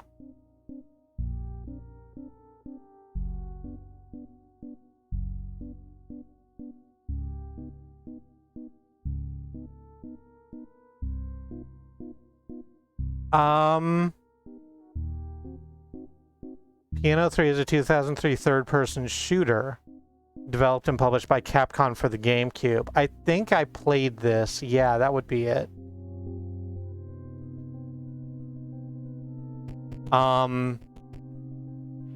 So I found a secret place to go into, and we have this certificate from apparently the Department of Defense.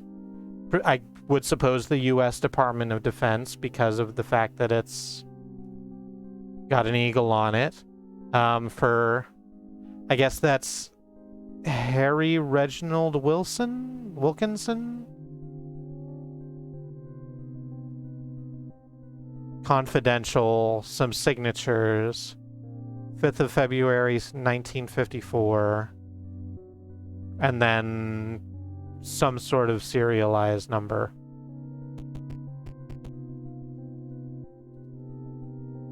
I cannot interact with this in any way.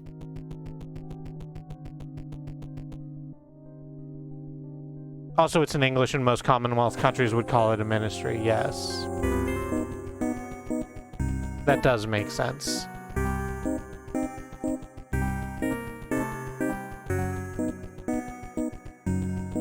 So that's fun and good and interesting.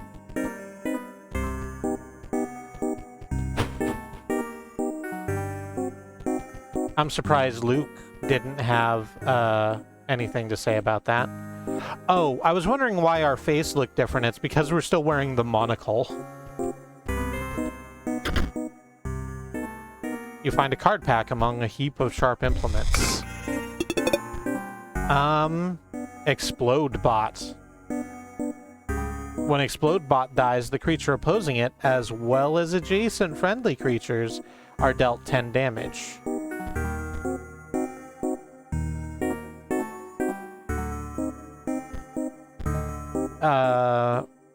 The other card in here that we haven't seen yet is Master Bleen. If you have a circle gem, sacrifice Master Bleen to draw 3 cards. That seems pretty dope. This really makes me want to go in and just sort of play around with the deck building, which I might do off stream. Is there some place you can go farm cards or currency? Yeah, so let me go back. So we're receiving currency in the same way that we have been, by dealing excess damage and getting... they're not teeth anymore, they're called foils, but we do have 20.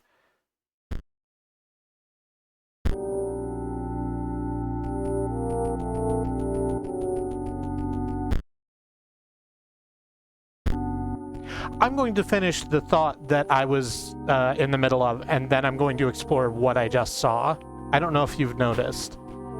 So the trader is over here and has been in all of the cabins that we could go to. They were in Grimora's crypt and in Leshi's cabin, and now here. Presumably they're also in PO3's robot lair. I think it's called the Dredger. And we can trade our 20 foils for straight-up card packs or individual cards. So that's how we could get new cards. And I'm sure that if I went to PO3's lair, I would get robot packs that were majority robots, so I would be able to build a better solo robot deck, which is what I currently have. So that's all the things that I was in the middle of saying, and then when I was doing that, I went here to show off the thing, and I noticed that we have magical sparkles on our options button.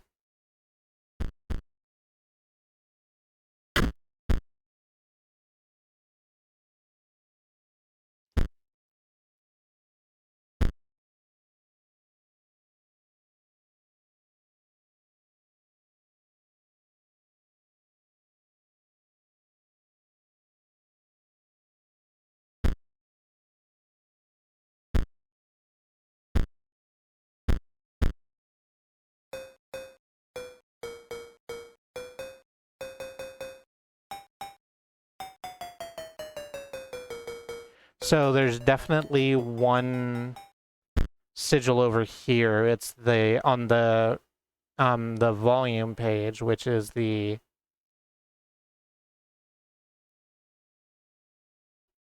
dig icon.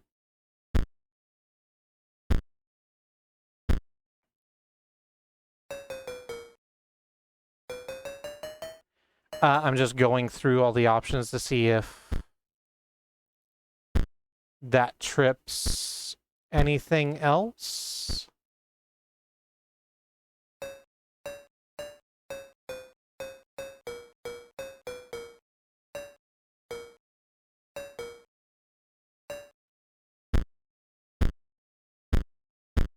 No, having that be... No, don't reset save data. Definitely don't do that thing.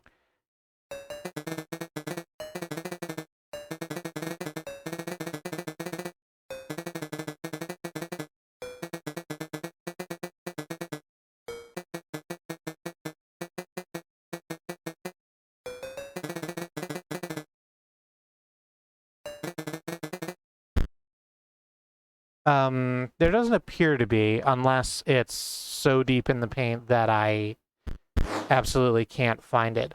I feel really sure this will last saved 19 seconds ago, and yeah, that's after the fight. So let's go back to the start screen.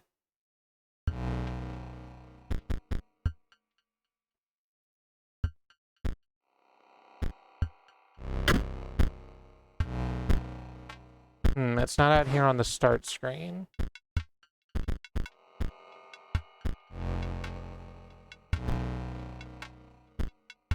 I don't want to look at the credits, and quit will just take me out. Let's continue then.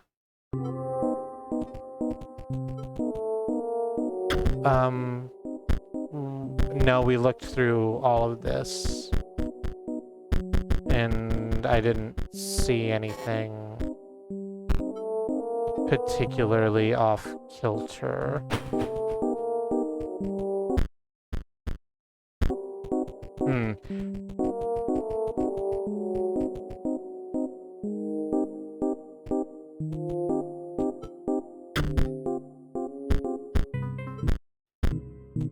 Oh, I can't hit this anyway. So it's not a combination to this.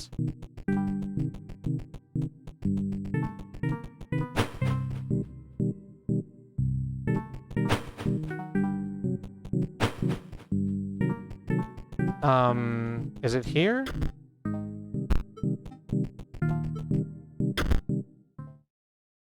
The dummy stares listlessly back at you. Then suddenly it springs into motion. Oh no, we're about to have a fight.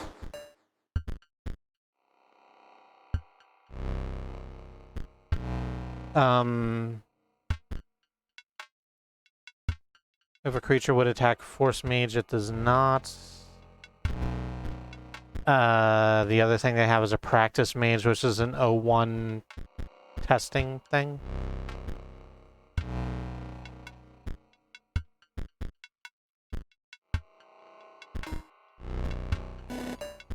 I probably should have re-rolled that. Not that it matters, I suppose. Let's put that out there. Let's put the 49er out there in a blank space so it can deal damage. Then it'll move in front of the Force Mage and not be able to attack.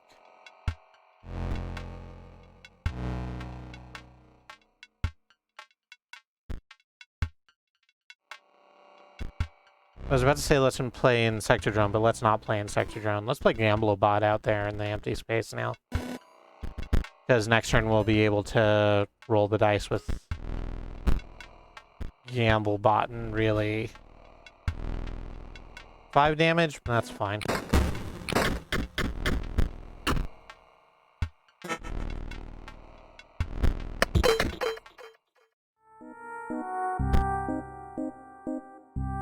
The dummy's hinges creak back into position and it returns to its lifeless state.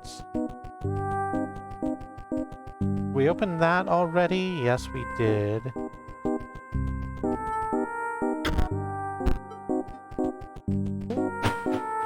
Oh, we can jump. Oh. Well, we can jump all the way down. Which isn't quite what I wanted.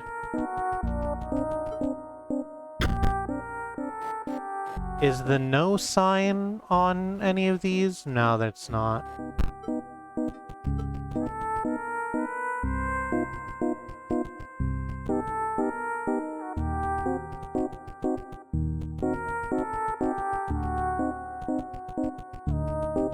Are we supposed to fight the training dummy until we clear out all the practice mages and then we see something else?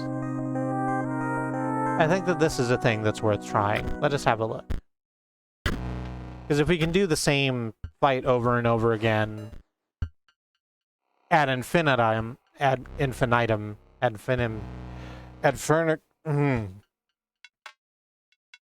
infinite liaison, there's got to be something we can do,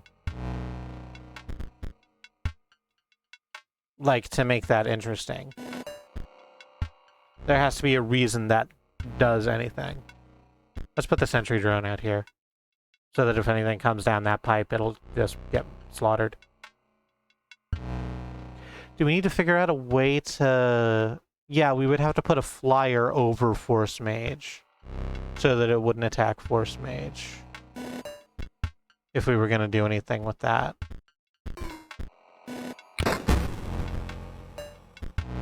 Ah, there we go. We killed the practice mage up front, and the second one came down, and it's got the headshot symbol on it.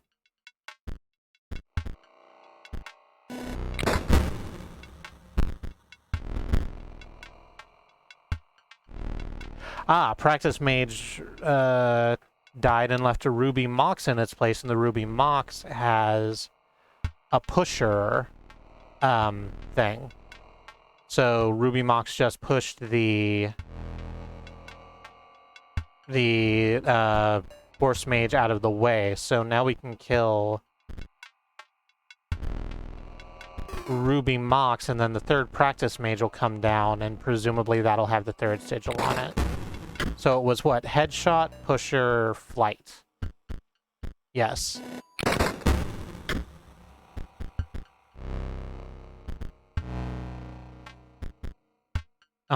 Let's kill Sentry Drone to put out something bigger. Let's just put out Gamblebot. Not too Gamblebot. 4 is fine. I don't need to be greedy. I got what I needed out of this fight. I actually don't know what Headshot does. Oh no, that's the one that we just saw that leaves a gem in its place when it dies. So gem pusher. Yeah, I thought, because I didn't know what it was, I thought that was a like bullet hole in its head, but it's not. It's a place for a gem to go. I agree. It is outrageous. It's truly, truly, truly outrageous.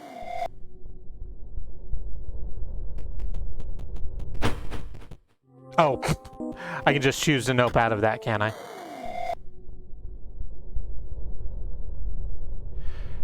Hey, this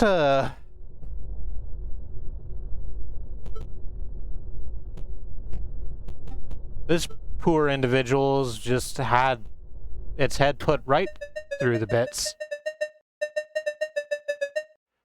Just imagine you are an ice cube, slowly melting on a hot pan. Oh, I was only talking to myself. The pain of being a head impaled on a spear is... Well, it is worth it, of course. Magnificus will award me the highest honor. I will be the centerpiece of his deck.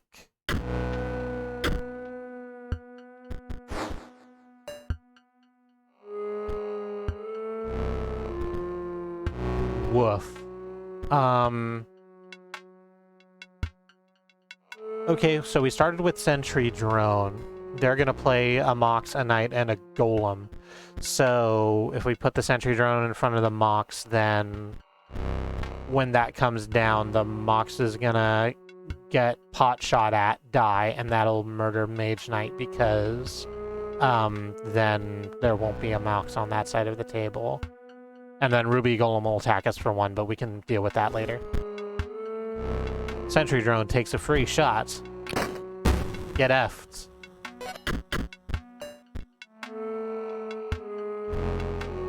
Oh, then when does that go away? At like the end of the turn? You don't have enough energy to play that thing. Yeah, okay. I'll put it in front of the... Oh, that was dumb. That was a bad idea. That was a bad idea, and I shouldn't have done that thing. I put the 49er in front of the Golem to kill the Golem, and I forgot that that would make a Mox appear. So... By the way, Mox, I'm really sorry that your name is the same as the name of this thing. Is that messing with you? Should I just call them gems? In the meantime, I'm gonna attack this Golem, and it's gonna put a fucking thing out, and then the Mage Knight won't die like I wanted it to. So that's cool. Hot job, me.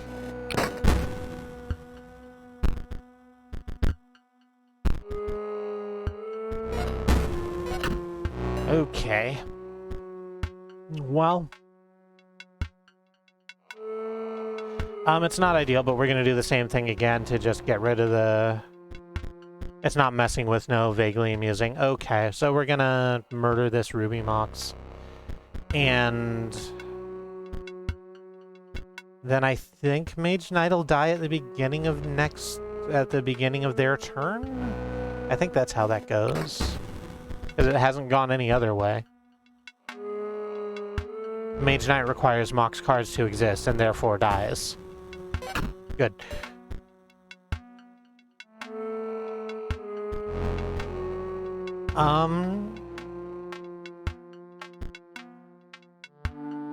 Let's throw out good friend Gamblebot. Roll the dice on Gamblebot, and Gamblebot came up a 6. Good job, Gamblebot. That doesn't fix the problem because we were way behind, but sure. That'll be just fine. Let's put the flyer over here on the other end just for shits and bladders. That's not what it's called.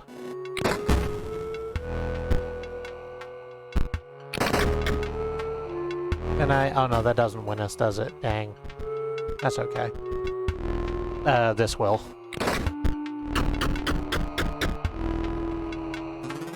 That's a whole 6 damage.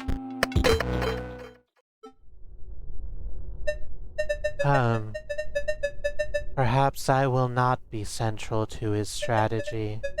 I care not. He can use me as a chump blocker. I have mastered disappointment. Take this pack. Here's another dual land. This one for Diamond and Circle. And then a Bonehound. We have a Bonehound now. So that's cool. Go. The door has been opened.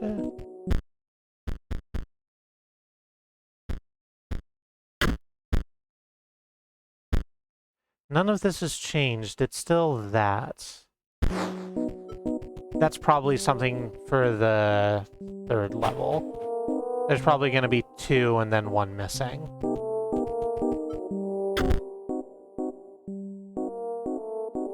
The note reads, the top sigil is found by the greedy. The bottom sigil is found by the hard of hearing, or by those who hear too easily. The middle sigil is found by the pale. So, there's 3 things. The chest is empty, save for a single card. A rabbit. The card was added to your collection.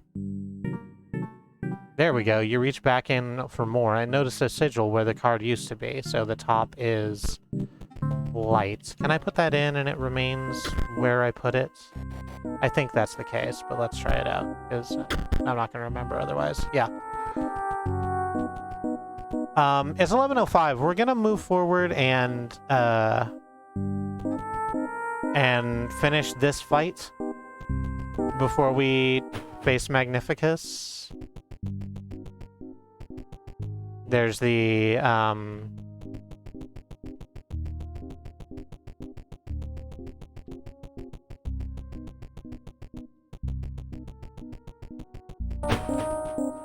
okay, good. I was like, why can't I get out? But the second one's the mock sacrifice thing. I don't know what that mechanic is called. And then the third is on the sound system, so it's that.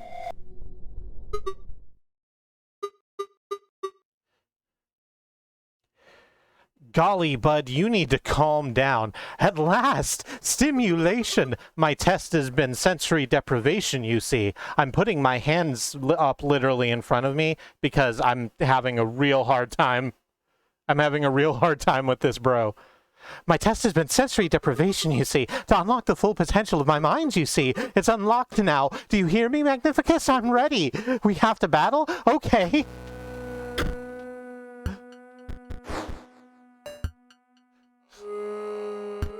Woof. We're gonna re-roll. Yeah. So having a sentry turret at the beginning, we'll play Sapphire Mox. Bump out Sapphire Mox. Gem Fiend requires Mox cards to exist and therefore dies. So we only have the one thing. I don't know why. Didn't even remember how hard you try. Keep that in mind. I designed this rhyme to explain in due time that all I know is I just killed that other mage and 49ers moved over to a new space. Time is a what the fuck are you, Force Mage? Time is a valuable thing. You can watch it fly by as the pendulum swings. Clock counts down to the end of the day. The clock takes life away. It's so unreal. Didn't even know. Watch the time blow right out the window. We're doing a pretty good job with this, I think. Oh, I don't have enough energy to play Thick Droid. The only thing they have on field is fucking Force Mage, and I don't know how to handle Force Mage.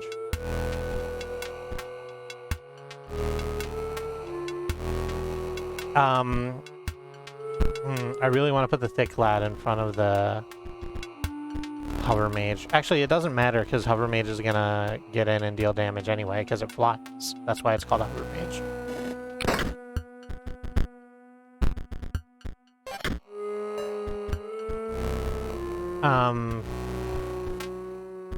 49er's gonna kill Hover Mage.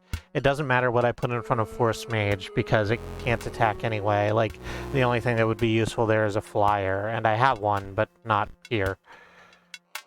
Should I take out the sentry drone and play something else? Yeah, let's crack the sentry drone and play a different thing.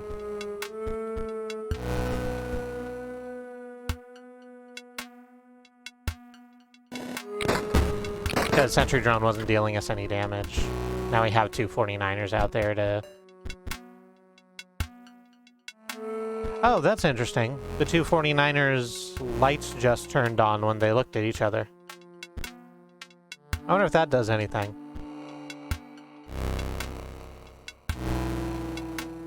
Let's hit the bell and find out. Oh, I thought they were gonna... I thought maybe they would merge together or something. That would have been wild. Okay. But they didn't. Let's play Gamblebot and then spin Gamblebot until it rolls a 6. There we go. And just deal a whole junk ton of damage.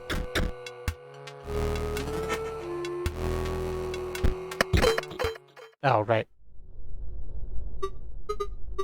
That was incredibly stimulating.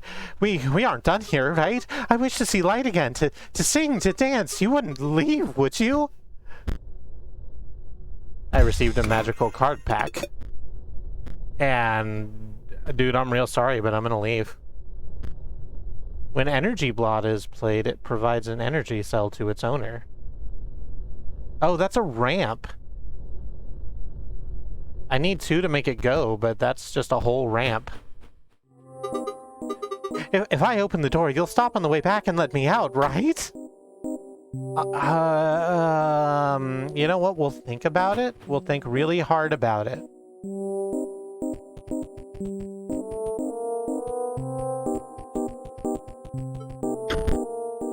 The note reads, Dearest Grimora, I believe PO3's plot may go far past the extent of a common power grab.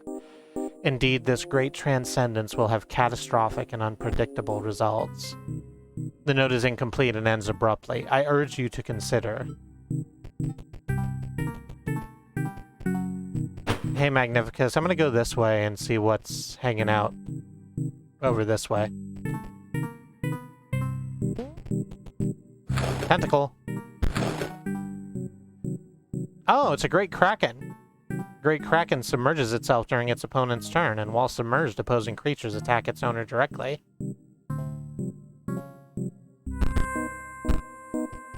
So that's fun. I have that now.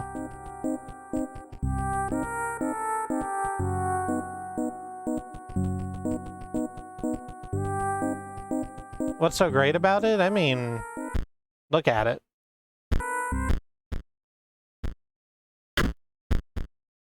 Look how great it is.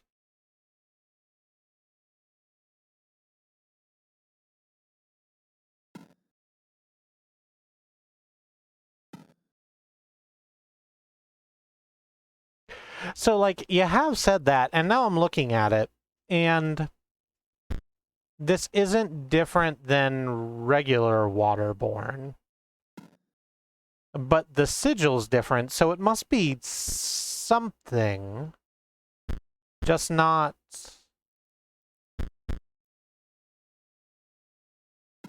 immediately apparent. I will think about that more later. Here's Magnificus. What's on your... I don't get to see what that is. I'm just gonna... Hey, Magnificus. I'm gonna just see if I can't get around your, see if I can't get around your stuff and see if you have cool things waiting for me, but you do not.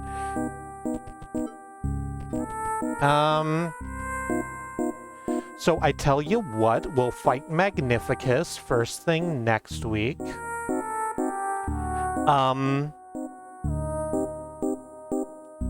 We're just gonna, stare out with them at, the moving clouds until then.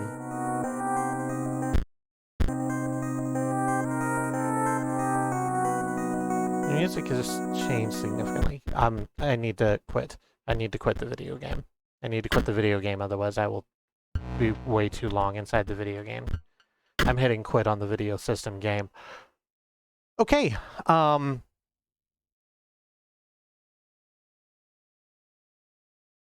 yes. So that's the stream for the evening. I'm going to go to the outro screen now. Thank you all very much for joining me and for watching Inscription with me. This game continues to be great. Very understandable, eminently playable, deeply interesting. Please give me more like this gaming industry. Please put more of this into my face and veins. I need it in my life. I've been Kristi, one of 5 women who stream on this channel, along with my wife Katie and her sisters Annie and Alice and Sue. We stream 6 days a week, usually when our internet is working, and there's always something going on, so if you wanted to interact with the follow button, you can be notified when we go live. Let's do a very quick, because I did go over time, run down our schedule, which I've just typed as shul into the chat. That's good. Which I've just typed as scheduled into chat. Excuse me, I'm going to be quiet for a moment while I remember how to type the word schedule. There it is. we're just gonna do a real quick rundown without a lot of hemming and hawing about it. Tomorrow is Tuesday. Annie's going to be playing Little Nightmares 2. Wednesday, Bad Road at before our stream at 7 p.m. is going to be playing Legacy of Kain Soul Reaver 2. A game about vampires, and then at our usual time back here, that's at twitch.tv/badroad, and then back here at our usual time, Zoo will be playing Dark Souls. Thursday, Alice will be playing Spiritfarer with Mox. Friday, Katie's going to be playing Wander Song. Saturday, we don't stream, but someone on the Xenon Fiber channel, that's twitch.tv/XenonFiber, will be playing Kingdom Hearts Birth by Sleep. Sunday's our wildcard stream. We don't know what we're going to play. We'll figure it out on the day like we usually do. And then Monday, we'll loop back around to Monday, as has been foretold. Before our stream, Andy will be playing Death's Door, although that might not be the case. That's Andy's decision. He'll figure it out. But he'll probably be playing something at twitch.tv/Andymonium, starting at 6 p.m. Central.